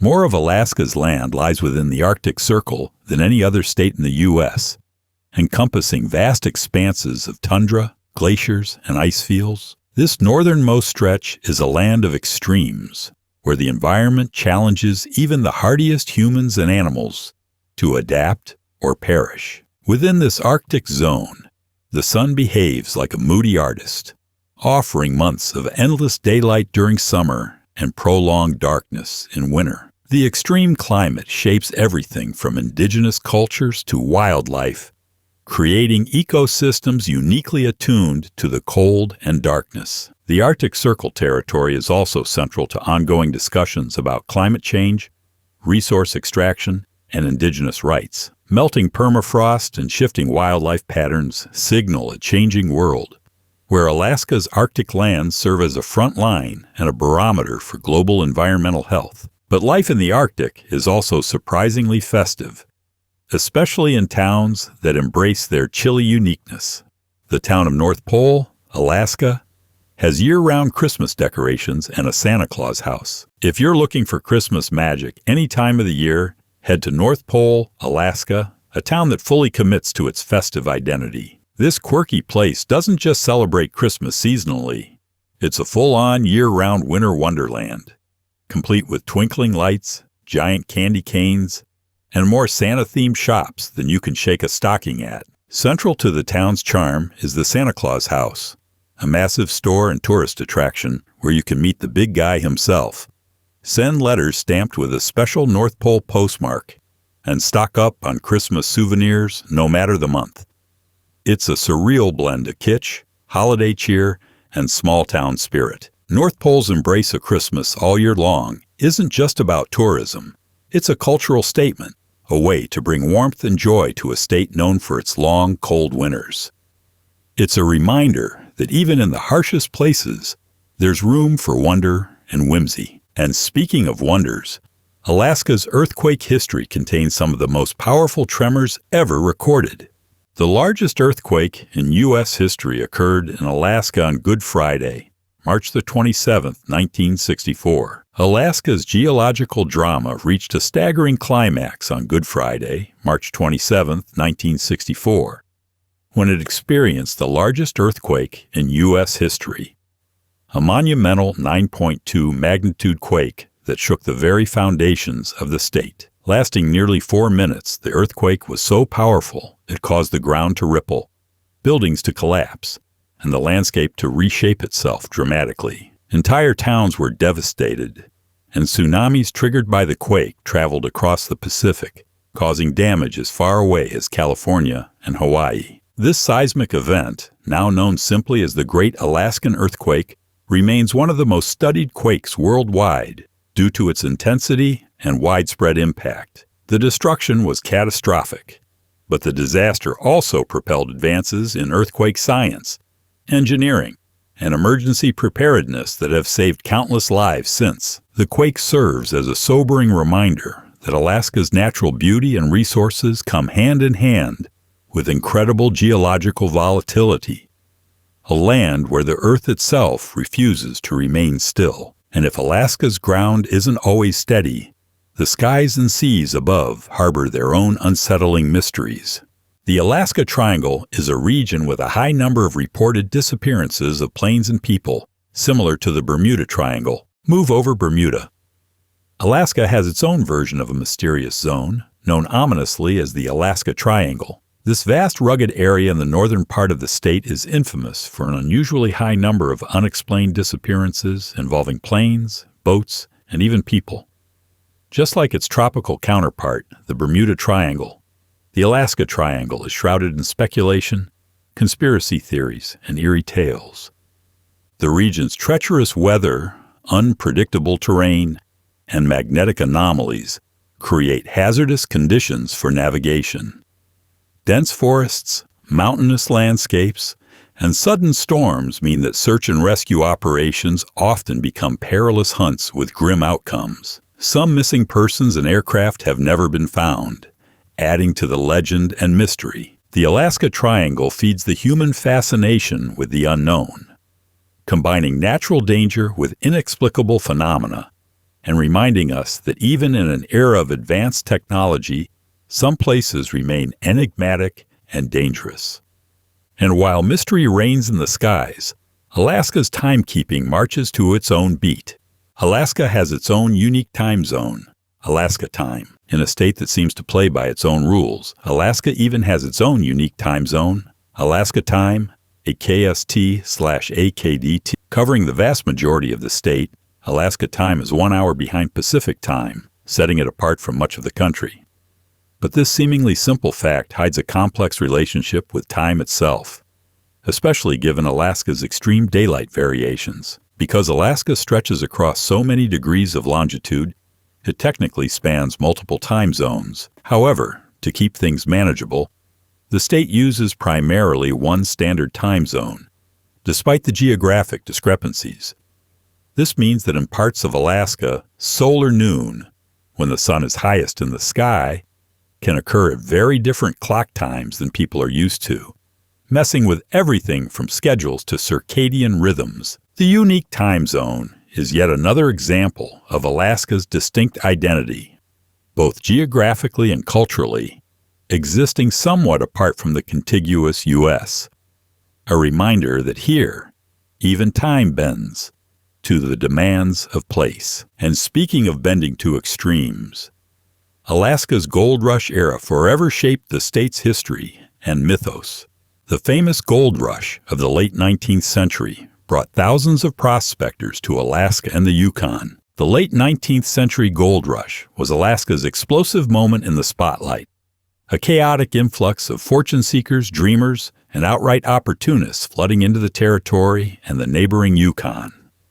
Sparked by the discovery of gold in the Klondike region in 1896, this feverish rush turned Alaska from a forgotten icebox into the wildest boomtown frontier imaginable. Thousands packed their bags, risking brutal winters, treacherous mountain passes, and grueling river journeys, all in pursuit of the glittering promise of instant wealth. Towns like Dawson City exploded overnight, teeming with hopeful miners, saloons, and the kind of lawlessness that could only happen where money and desperation mixed like gunpowder and fire.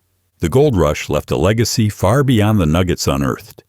It accelerated infrastructure development, introduced new cultures and conflicts, and forever changed the demographic and economic landscape of Alaska.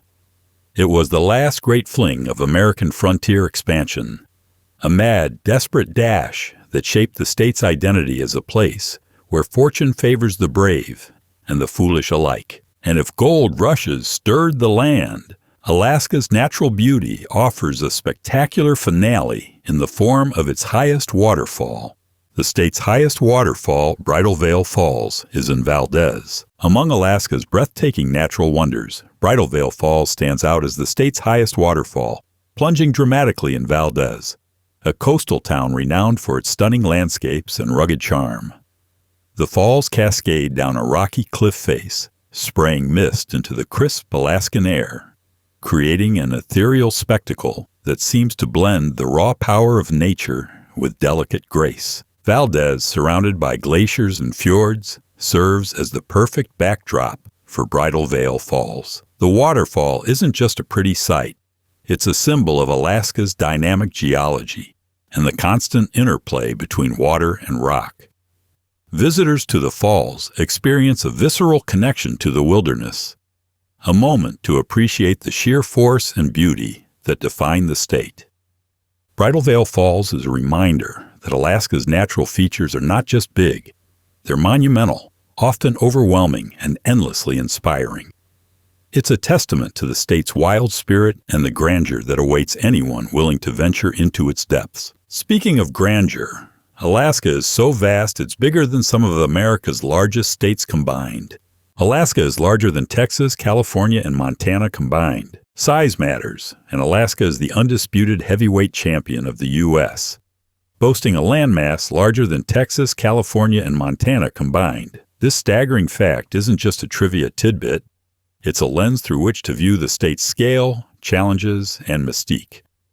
Alaska's massive size means it encompasses an incredible range of climates, ecosystems, and landscapes, from icy Arctic tundra to dense rainforests. The vastness also explains many of Alaska's logistical challenges, from transportation to infrastructure. Where roads end and wilderness begins, it's a place where towns can be separated by hundreds of miles of uninhabited land. Where flying is often the only practical way to get from point A to B, and where the enormity of nature can be both humbling and isolating. Alaska's size fuels its reputation as the last frontier, an unspoiled, wild expanse that continues to capture imaginations and lure adventurers seeking vastness and solitude in equal measure. And while size is one thing, land ownership in Alaska adds a fascinating layer of complexity.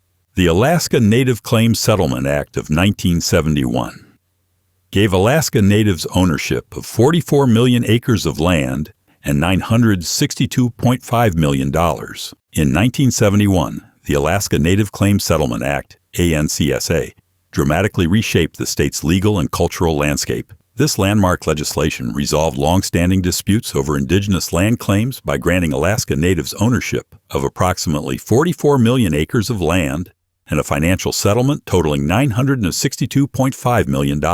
It was one of the largest land settlements in U.S. history and a pivotal moment for Native Alaskan communities. ANCSA was both a victory and a compromise. It recognized indigenous peoples' rights and connection to their ancestral lands while also clearing the way for resource development, particularly oil extraction. The act created regional and village corporations to manage land and financial assets, blending traditional stewardship with modern business practices, an uneasy marriage that continues to evolve. This legislation reshaped Alaska's social fabric, empowering Native communities economically and politically, while also sparking debates about identity, sovereignty, and environmental stewardship. ANCSA stands as a complex, sometimes contentious chapter in Alaska's story, highlighting the tensions between preservation and progress. And speaking of contradictions, even the local sports culture adapts to the whims of an unpredictable climate. The Run for the Cure in Fairbanks is sometimes held when it's still snowing. In Fairbanks, where winter stretches its icy fingers longer than most places dare, the annual Run for the Cure takes on a unique twist. Sometimes it's held while the snow still covers the ground. This charity race, dedicated to raising awareness and funds for cancer research, doesn't wait for perfect running conditions. Instead, it embraces the harshness of the Alaskan climate with a stubborn grit that's characteristic of the region's residents. Running in snow and chill isn't just a test of endurance. It's a statement about resilience and community spirit. Participants don layers, lace up sturdy shoes, and brave slippery sidewalks and icy trails, all to support a cause that transcends the weather. The event captures the spirit of Fairbanks and Alaska at large, embracing challenge, making the most of what you have, and finding warmth and shared purpose amid cold surroundings. It's an inspiring example of how Alaskans face adversity with heart, humor, and determination. Speaking of forests that endure, Alaska's vast wilderness includes the largest national forest in the U.S. Alaska has the largest national forest in the U.S., the Tongass National Forest. The Tongass National Forest is a titan among forests. Covering nearly 17 million acres in southeast Alaska, it's the largest national forest in the United States. A sprawling temperate rainforest filled with ancient trees, glaciers, and abundant wildlife. This forest is not just vast in size, but also rich in ecological diversity. Home to bald eagles, bears, salmon, and towering Sitka spruce and western red cedar trees. Tongass is often called the lungs of the Pacific Northwest, absorbing massive amounts of carbon dioxide and playing a crucial role in climate regulation. Its rain-soaked canopy creates a lush green world that feels like something out of a fairy tale or a very damp camping trip. Despite its beauty, Tongass faces challenges from logging, climate change, and debates about land use, highlighting the ongoing tension between conservation and economic development in Alaska. The forest's grandeur is matched only by the spirit captured in Alaska's state motto. Adopted in 1967, the state motto, North to the Future, was adopted in 1967. North to the Future isn't just a catchy slogan, it's Alaska's official state motto, adopted in 1967, and it encapsulates the state's bold pioneering spirit. This phrase speaks to Alaska's role as the last frontier, a land of opportunity and challenge where people look forward rather than backward. It's a motto that acknowledges both the harsh realities of life in the far north and the limitless potential waiting to be tapped. The words, North to the Future, carry a sense of optimism mixed with grit. They suggest that Alaska is a place for those willing to embrace the unknown, to push boundaries, and to build a new future in a harsh but rewarding environment.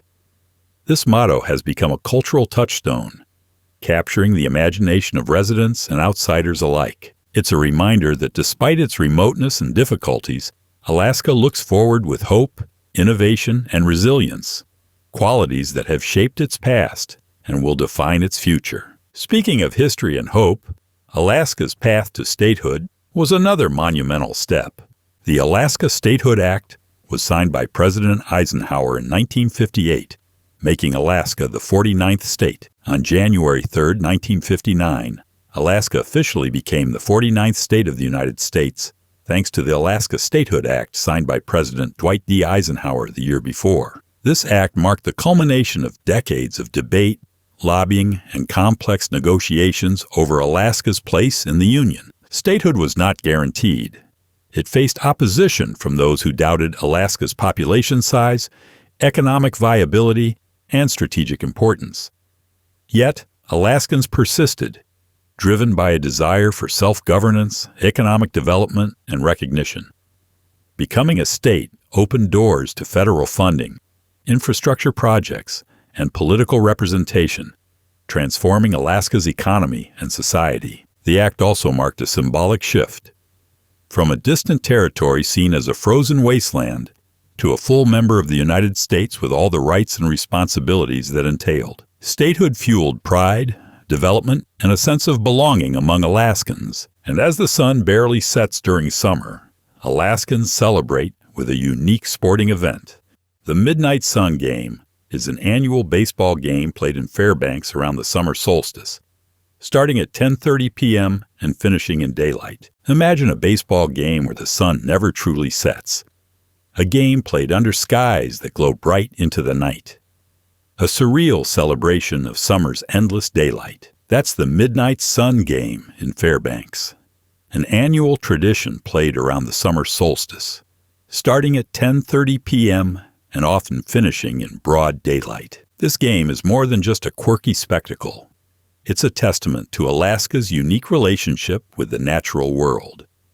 Players and fans alike experience baseball in a way that defies normal circadian rhythms, turning night into day and creating an atmosphere charged with energy and wonder. The Midnight Sun Game blends sport, nature, and community, drawing locals and tourists eager to witness one of the world's most unusual athletic events. It's a perfect example of how Alaskans embrace their environment's extremes, turning what could be a challenge into a joyful tradition.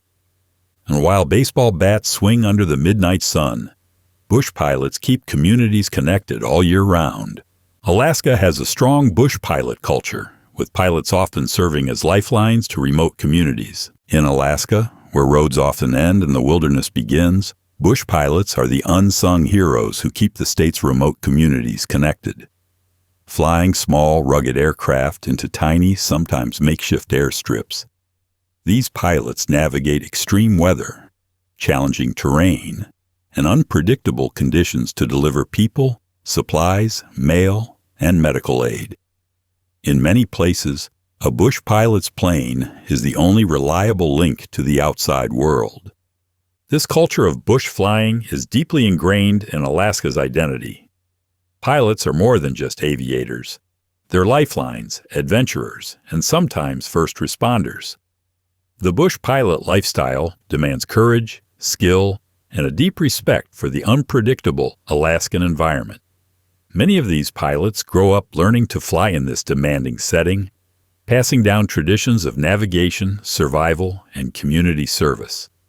Bush pilots embody the rugged independence Alaska is famous for, turning the sky into a highway where planes replace cars and the human spirit soars above frozen forests and snow-capped peaks. And from the skies, we now descend to one of Alaska's busiest fishing ports, located on an island with a name as rugged as its reputation. The town of Unalaska is home to the busiest fishing port in the United States, Dutch Harbor. Nestled on the remote Aleutian Islands, the town of Unalaska boasts Dutch Harbor, the busiest fishing port in the United States. This is the beating heart of Alaska's fishing industry, where massive boats haul in some of the most valuable catches: king crab, pollock, cod, and more. Dutch Harbor's importance can't be overstated. It's a hub of economic activity, maritime expertise, and rugged determination. Fishing here is not for the faint of heart.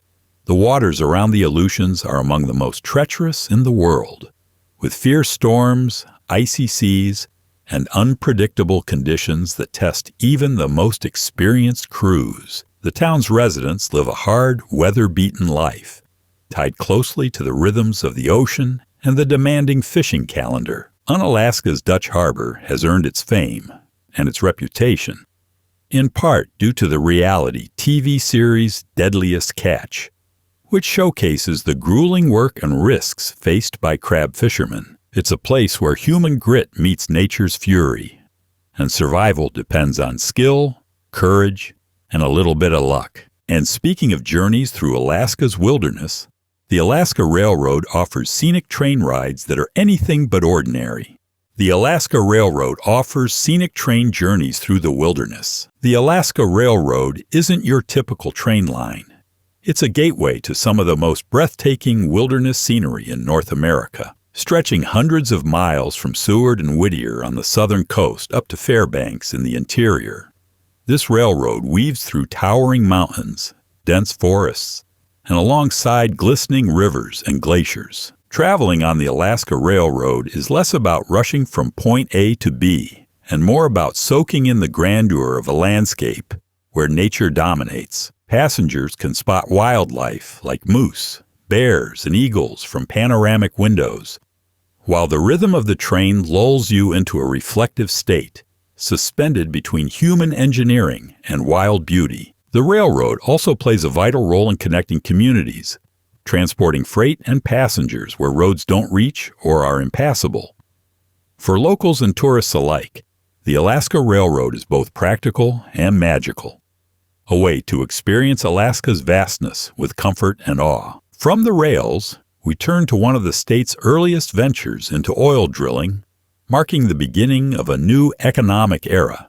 The state's first oil well was drilled in 1902 in Katalla. Long before Alaska became synonymous with vast oil fields and pipelines, its first oil well was drilled in the remote area of Katalla in 1902. This humble beginning marked the start of Alaska's journey into the oil industry, although early efforts at Katalla were met with challenges, including difficult weather, limited infrastructure, and technical limitations of the time. Katalla's oil exploration was pioneering, but short-lived. The site never developed into a major producing field. Still, it laid important groundwork and sparked interest in Alaska's potential as a future energy powerhouse. The knowledge gained here eventually paved the way for the discovery of larger and more economically viable reserves, including the mammoth Prudhoe Bay oil fields decades later. Today, Katalla is a ghost town, but its legacy endures as a symbol of Alaska's long, often difficult relationship with oil, a resource that would come to define much of the state's economy and identity. And while oil wells drill deep underground, Alaska's atmosphere occasionally thickens with a strange natural phenomenon known as ice fog.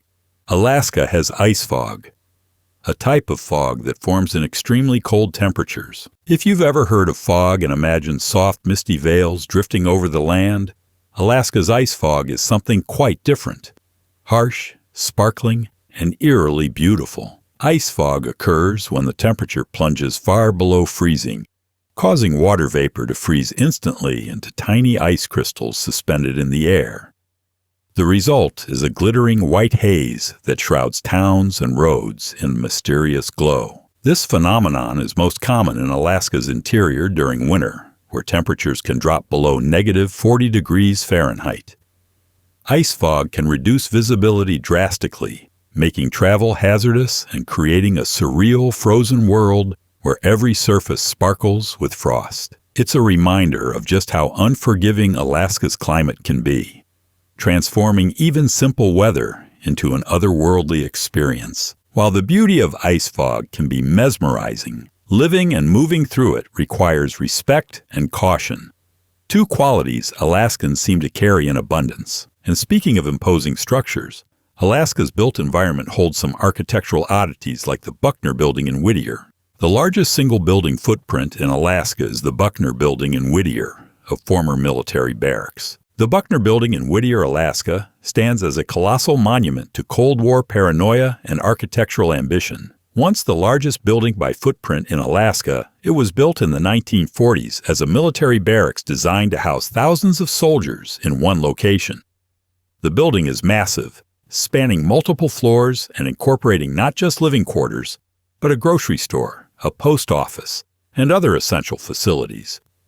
Because in Whittier's harsh climate, stepping outside was sometimes the last thing you wanted to do. The Buckner Building has since been abandoned and fallen into disrepair, becoming a haunting relic of a bygone era. Its concrete skeleton looms over the town like a forgotten fortress, a testament to Alaska's strategic importance during World War II and the Cold War.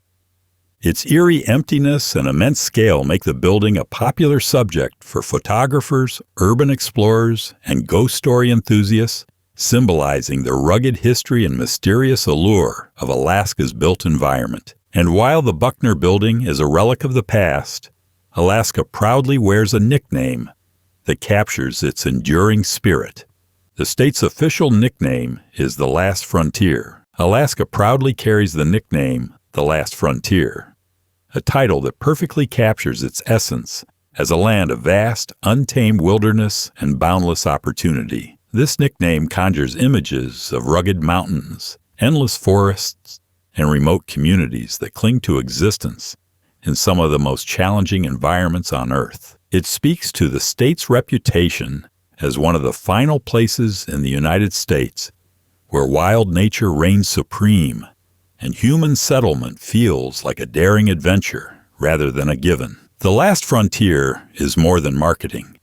It's a lived reality for residents who navigate the challenges of isolation, extreme weather, and limited infrastructure while embracing the freedom and beauty that come with such remoteness. This nickname also reflects Alaska's role in American history as the edge of expansion, the place where explorers and settlers push their limits. It's a title that instills pride and respect, reminding everyone that Alaska remains one of the last places on the continent where the wild still holds sway and where modern life meets primal nature. And speaking of monumental feats, Alaska boasts the longest highway tunnel in North America, a true engineering marvel. The longest highway tunnel in North America, the Anton Anderson Memorial Tunnel, connects Portage with Whittier. Stretching nearly 2.5 miles, the Anton Anderson Memorial Tunnel is North America's longest highway tunnel and a unique piece of Alaskan infrastructure connecting the small town of Whittier to the rest of the state through the rugged mountains. What makes this tunnel especially remarkable is that it's a combined railroad and highway tunnel. Vehicles and trains share the same tunnel, with traffic flowing in one direction at a time, controlled by a meticulous scheduling system. The tunnel was originally built during World War II for military purposes and later converted to accommodate vehicles. It dramatically shortened travel times, allowing easier access to Whittier, which is otherwise isolated by mountains and sea. Before the tunnel, residents and visitors had to rely on ferries or long detours. Navigating the tunnel is an experience in itself. Drivers must wait for their scheduled time, ride through the narrow, dimly lit passage, and emerge into the picturesque coastal town. It's a perfect example of Alaska's unique blend of ingenuity and necessity. overcoming geographical barriers with innovative solutions. While the tunnel connects towns, Alaska's skies offer some of the most spectacular light shows on Earth. Alaska is one of the best places in the world to see the aurora borealis. Few natural phenomena compare to the ethereal beauty of the aurora borealis, or northern lights, and Alaska ranks among the best places on Earth to witness this celestial spectacle. The state's high latitude and clear, dark skies create ideal conditions for seeing the auroras, which paint the night with swirling colors of green, purple, pink, and red. The lights are caused by charged particles from the sun interacting with Earth's magnetic field and atmosphere. But the effect is pure magic, a shimmering, dancing curtain of light that seems almost otherworldly. For many Alaskans and visitors, spotting the northern lights is a life-changing experience, a breathtaking reminder of nature's grandeur and mystery. The aurora has inspired indigenous stories, scientific study, and countless travelers who brave cold nights to witness its glow. Watching the sky come alive with color feels like a direct connection to the universe's vast, unseen forces. While the auroras dazzle from above, Alaska's winters test the endurance of mushers in legendary dog sled races. The Yukon Quest is an international 1,000-mile dog sled race between Fairbanks, Alaska, and Whitehorse, Yukon. The Yukon Quest is a grueling international dog sled race that covers approximately 1,000 miles of some of the harshest and most remote terrain in North America. Running between Fairbanks, Alaska, and Whitehorse, Yukon, this race isn't just a test of speed, but a battle of endurance, strategy, and survival against unforgiving weather and landscape. It's a brutal journey that pushes mushers and their canine teams to the limits. Dubbed the toughest race on Earth, the Yukon Quest is known for its punishing cold, steep climbs, and deep snow. Competitors must navigate through mountain passes, frozen rivers, and dense forests, often battling blizzards and sub-zero temperatures. The race demands deep trust between musher and dogs, as both rely heavily on each other to survive the journey. The Yukon Quest embodies the spirit of Alaska's wilderness heritage, raw, relentless, and steeped in tradition. It's a vivid reminder that in this state, sport isn't just about winning. It's about respect for nature, endurance, and the bond between humans and animals. And if dog sled racing is Alaska's iconic sport, its importance can't be overstated. The state's official sport is dog mushing. Yes, again, it's that important. Dog mushing is so central to Alaska's identity that it's officially designated as the state sport. Yes, this needs repeating because it's that iconic. More than just a sport, dog mushing reflects the history, culture, and survival skills that have defined Alaska for centuries. It's a living tradition, linking past and present through the incredible bond between mushers and their dogs. This sport traces its roots back to indigenous practices and early settlers who depended on sled dogs for transportation, communication, and hauling supplies across vast snowy landscapes. Today, dog mushing remains a symbol of Alaska's rugged frontier spirit, celebrated annually with races like the Iditarod and Yukon Quest that attract worldwide attention. Dog mushing is about endurance, teamwork, and respect for the animals who endure harsh conditions alongside humans. It's a tradition that encapsulates Alaska's wild heart, reminding us that sometimes the oldest ways are the most powerful. And while dog mushing highlights Alaska's connection to animals, the state also cares deeply about its wildlife, starting with a zoo dedicated to northern species. The Alaska Zoo in Anchorage is dedicated to northern animals. The Alaska Zoo, located in Anchorage, is more than just a collection of animals. It's a sanctuary and educational hub dedicated to the unique wildlife of northern climates. The zoo focuses on species native to Alaska and the circumpolar north, offering visitors a chance to learn about creatures adapted to extreme cold, from bears and wolves to moose and musk oxen. Unlike larger zoos with exotic animals from around the world, the Alaska Zoo emphasizes conservation and rehabilitation of local wildlife. It plays a critical role in preserving species threatened by habitat loss, climate change, and human interaction. The zoo's programs aim to foster respect for Alaska's fragile ecosystems and the animals that inhabit them. For residents and tourists alike, the Alaska Zoo provides an intimate glimpse into the wild heart of the state, bridging the gap between urban life and untamed nature.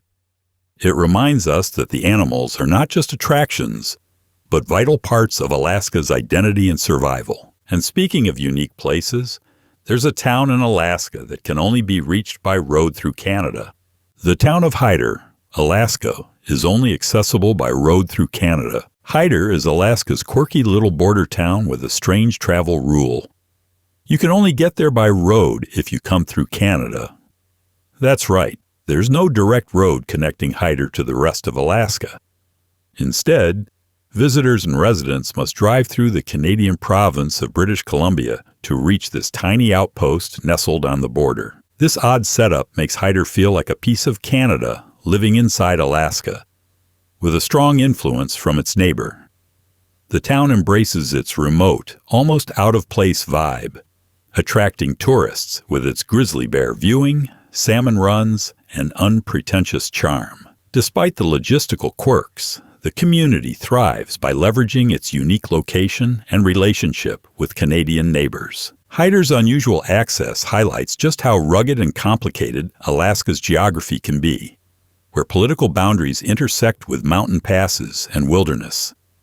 It's a perfect example of the state's blend of isolation and interconnectedness, and how residents adapt to life on the edge. And while Hyder leans on its neighbor for access, Alaska proudly sings its own tune. The state's official song is Alaska's flag. Alaska's flag is more than a melody.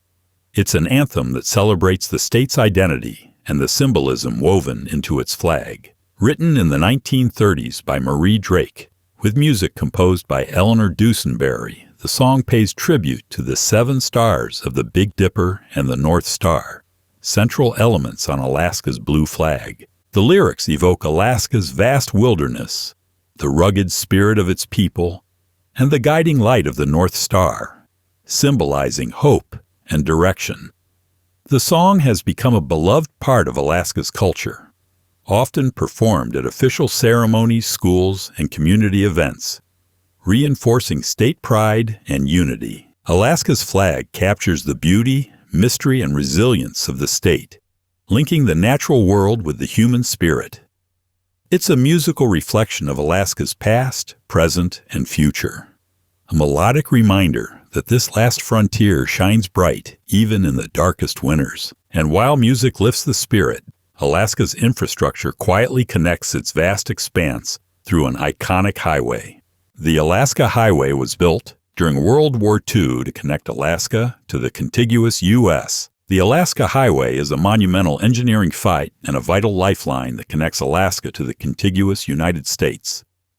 Constructed during World War II, the highway was built rapidly in response to military strategic needs after the Japanese invasion of the Aleutian Islands raised concerns about defending the Northwest. Stretching over 1,400 miles from Dawson Creek, British Columbia, to Delta Junction, Alaska, the highway traverses some of the most rugged and remote terrain imaginable: mountains, forests, and permafrost-laden tundra. The construction effort was massive, involving thousands of soldiers, engineers, and civilians working in harsh weather, often under dangerous conditions. The Alaska Highway transformed access to the state, enabling troop movement, supplies, and later becoming a critical route for trade, tourism, and communication. It remains a symbol of human determination and the will to overcome nature's challenges in one of the world's most extreme environments. And if the highway connects lands, Alaska's forests tell a story all their own as the only temperate rainforest in North America. Alaska is home to the only temperate rainforest in North America, the Tongass National Forest. Alaska boasts a unique ecological marvel, the Tongass National Forest, the only temperate rainforest in North America. Spanning nearly 17 million acres in southeast Alaska, Tongass is a lush green world teeming with life despite its northern latitude. The forest's wet climate, fed by abundant rain and mist, supports ancient trees like Sitka spruce and western red cedar that have stood tall for centuries. some towering over 300 feet. This rainforest isn't your typical jungle.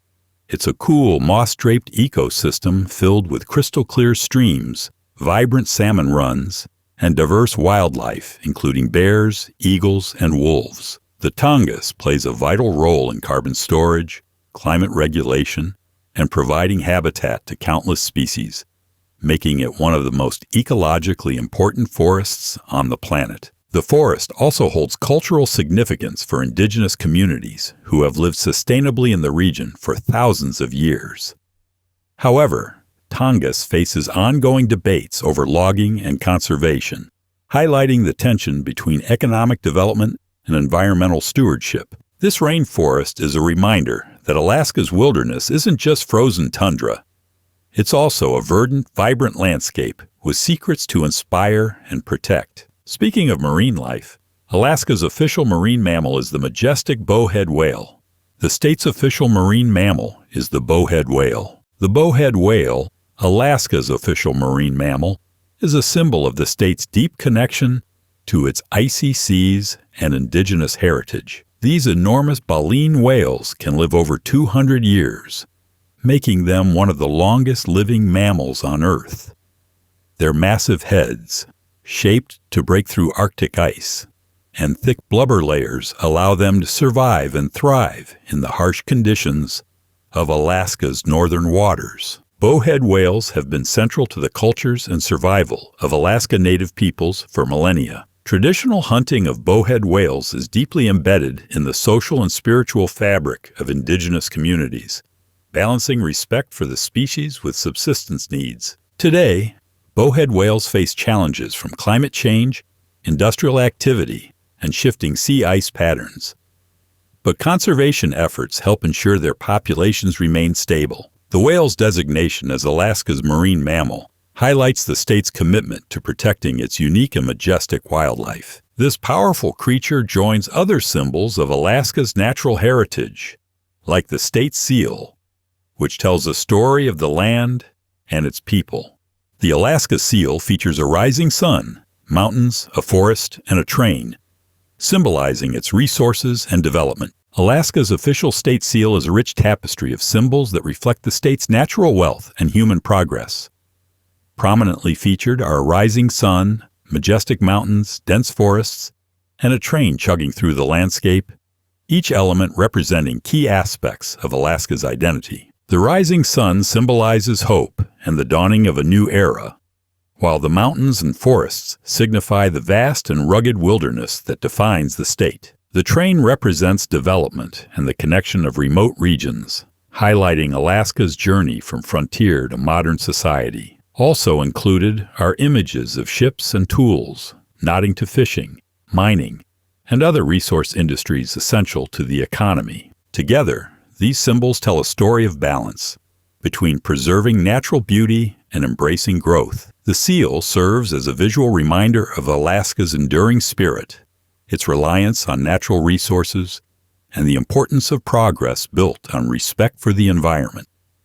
From symbols of human ambition, we turn to an event that celebrates physical endurance and community spirit in Alaska's challenging landscape. The town of Seward hosts an annual Mount Marathon race, where runners race up and down a steep mountain. Seward's Mount Marathon race is not your average foot race. Every 4th of July, this small Alaskan town hosts a grueling competition where runners sprint up and then back down the nearly 3,000-foot Mount Marathon. It's a test of speed, stamina, and sheer mental toughness as athletes navigate steep, rocky terrain and unpredictable mountain weather. The race draws elite runners and adventurous locals alike, all vying for bragging rights in one of the most challenging mountain races in the world. The course covers about 3 miles but packs a punishing vertical climb that pushes competitors to their physical limits. The descent, often more dangerous than the ascent, demands agility and courage as runners careen down narrow, uneven trails. More than just a race, the Mount Marathon has become a community celebration, part sport, part festival, with locals cheering from the sidelines and festivities that honor Alaska's rugged outdoor culture. It's a vivid reminder that in Alaska, even running can be an extreme sport. And speaking of unique landscapes, Alaska's forests include a type that might surprise you.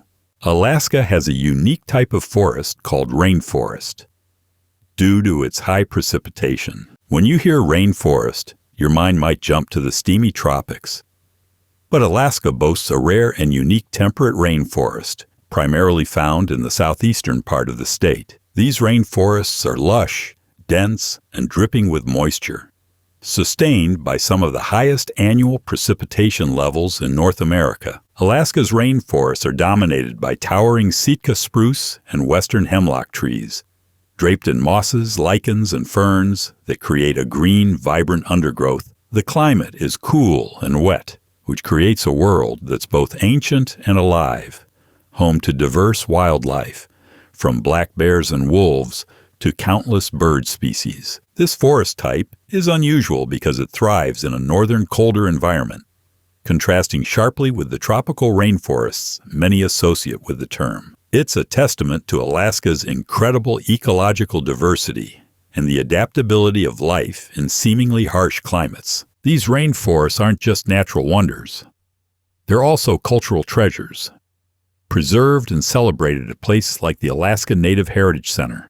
The Alaska Native Heritage Center in Anchorage showcases the cultures of Alaska's indigenous peoples. The Alaska Native Heritage Center in Anchorage is a vibrant cultural institution dedicated to preserving and celebrating the diverse traditions, arts, and histories of Alaska's indigenous peoples. It offers visitors a chance to experience authentic Native culture through exhibits, performances, storytelling, and craft demonstrations. The center represents Alaska's major Native groups, including the Inupiaq, Yupik, Aleut, Tlingit, Haida, and Athabaskan peoples. Visitors can explore traditional dwellings, watch dance performances, and learn about indigenous subsistence lifestyles that have sustained communities for thousands of years in challenging environments. Beyond education and entertainment, the Heritage Center plays a vital role in cultural preservation, language revitalization, and community empowerment. It stands as a bridge connecting past, present, and future generations, reminding all visitors of the rich heritage woven into Alaska's identity. In a state where culture and nature are deeply intertwined, Alaska's official land mammal embodies that connection perfectly. The state's official land mammal is the moose. When it comes to size, grace, and sheer presence, Alaska's official land mammal, the moose, holds court as the giant of the northern wilderness. These enormous creatures, standing over 6 feet tall at the shoulder and weighing up to 1,500 pounds, are an iconic symbol of Alaska's wild heart. With their long legs, bulbous noses, and impressive antlers, moose seem to stride through the forests like lumbering kings. Moose are surprisingly adaptable, thriving in a range of habitats from dense forests to wetlands. They play a crucial role in the ecosystem, browsing on shrubs and aquatic plants, shaping vegetation patterns, and supporting predators like wolves and bears. For Alaskans, moose represent both a connection to the land and a source of sustenance, culture, and awe.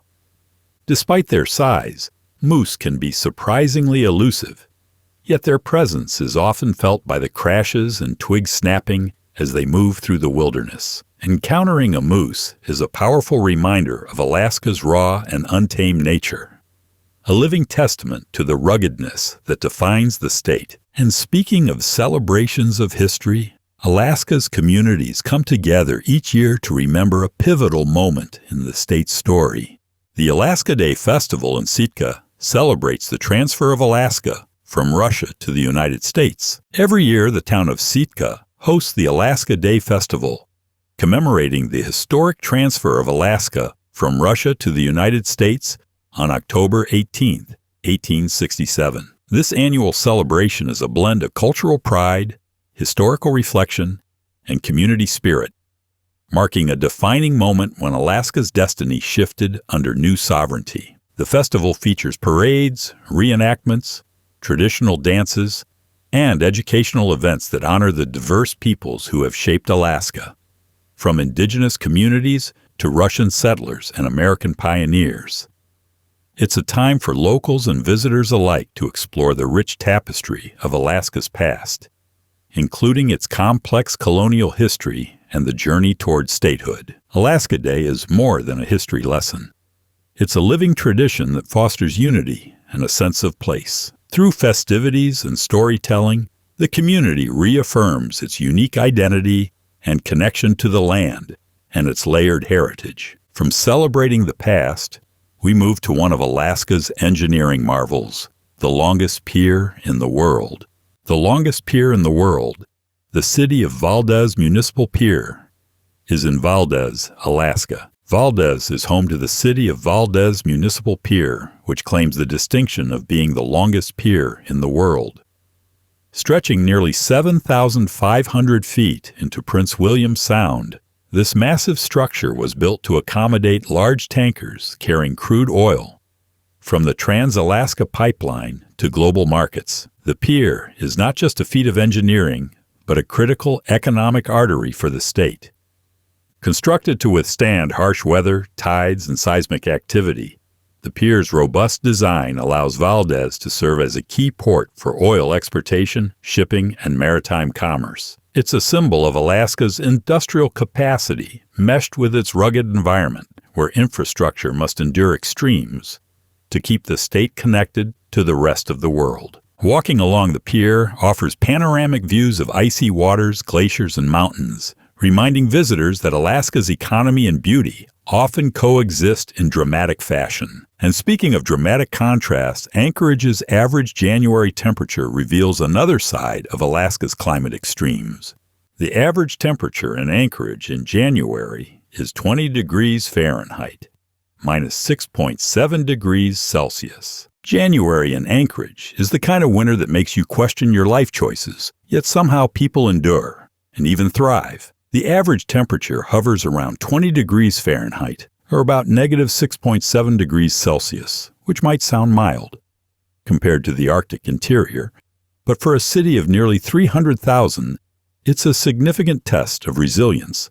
It's cold enough to bite through layers and freeze anything left outside overnight, but not so cold that the city shuts down completely. This chilly average temperature means residents invest heavily in warm clothing, heated homes, and robust vehicles. Snow blankets the city, and daylight can be a scarce commodity. But Anchorage wears winter like a badge of honor. The city streets buzz with winter activities: skiing, snowboarding, ice fishing, and the ever-important ritual of shoveling snow. January's temperatures highlight the blend of urban life and wild nature that defines Anchorage. It's a place where city comforts meet wilderness challenges, a dynamic dance between humanity and environment. And while the city endures winter's bite, Alaska as a whole offers some of the most remote and untouched wilderness areas in the world. Alaska has some of the most remote and untouched wilderness areas in the world. Alaska is home to sprawling wildernesses so vast and inaccessible that they remain largely untouched by humans. These remote areas are among the last true frontiers on Earth, places where glaciers carve ancient valleys, forests stretch endlessly, and wildlife roams free without fear of roads or cities. From the rugged peaks of the Brooks Range to the isolated stretches of the Arctic National Wildlife Refuge, Alaska's wilderness offers a glimpse into a world that operates on its own primal terms. These lands provide critical habitat for countless species and serve as natural laboratories for scientists studying climate, ecology, and geology. The remoteness means these places are difficult to access, often reachable only by plane, boat, or arduous trekking. For adventurers and conservationists alike, Alaska's untouched wilderness is a treasure trove of beauty and mystery. A reminder that even in the modern world, some places remain wild and free. These untouched expanses challenge our assumptions about human dominion and inspire awe, making Alaska not just a state, but a symbol of the wild's enduring power.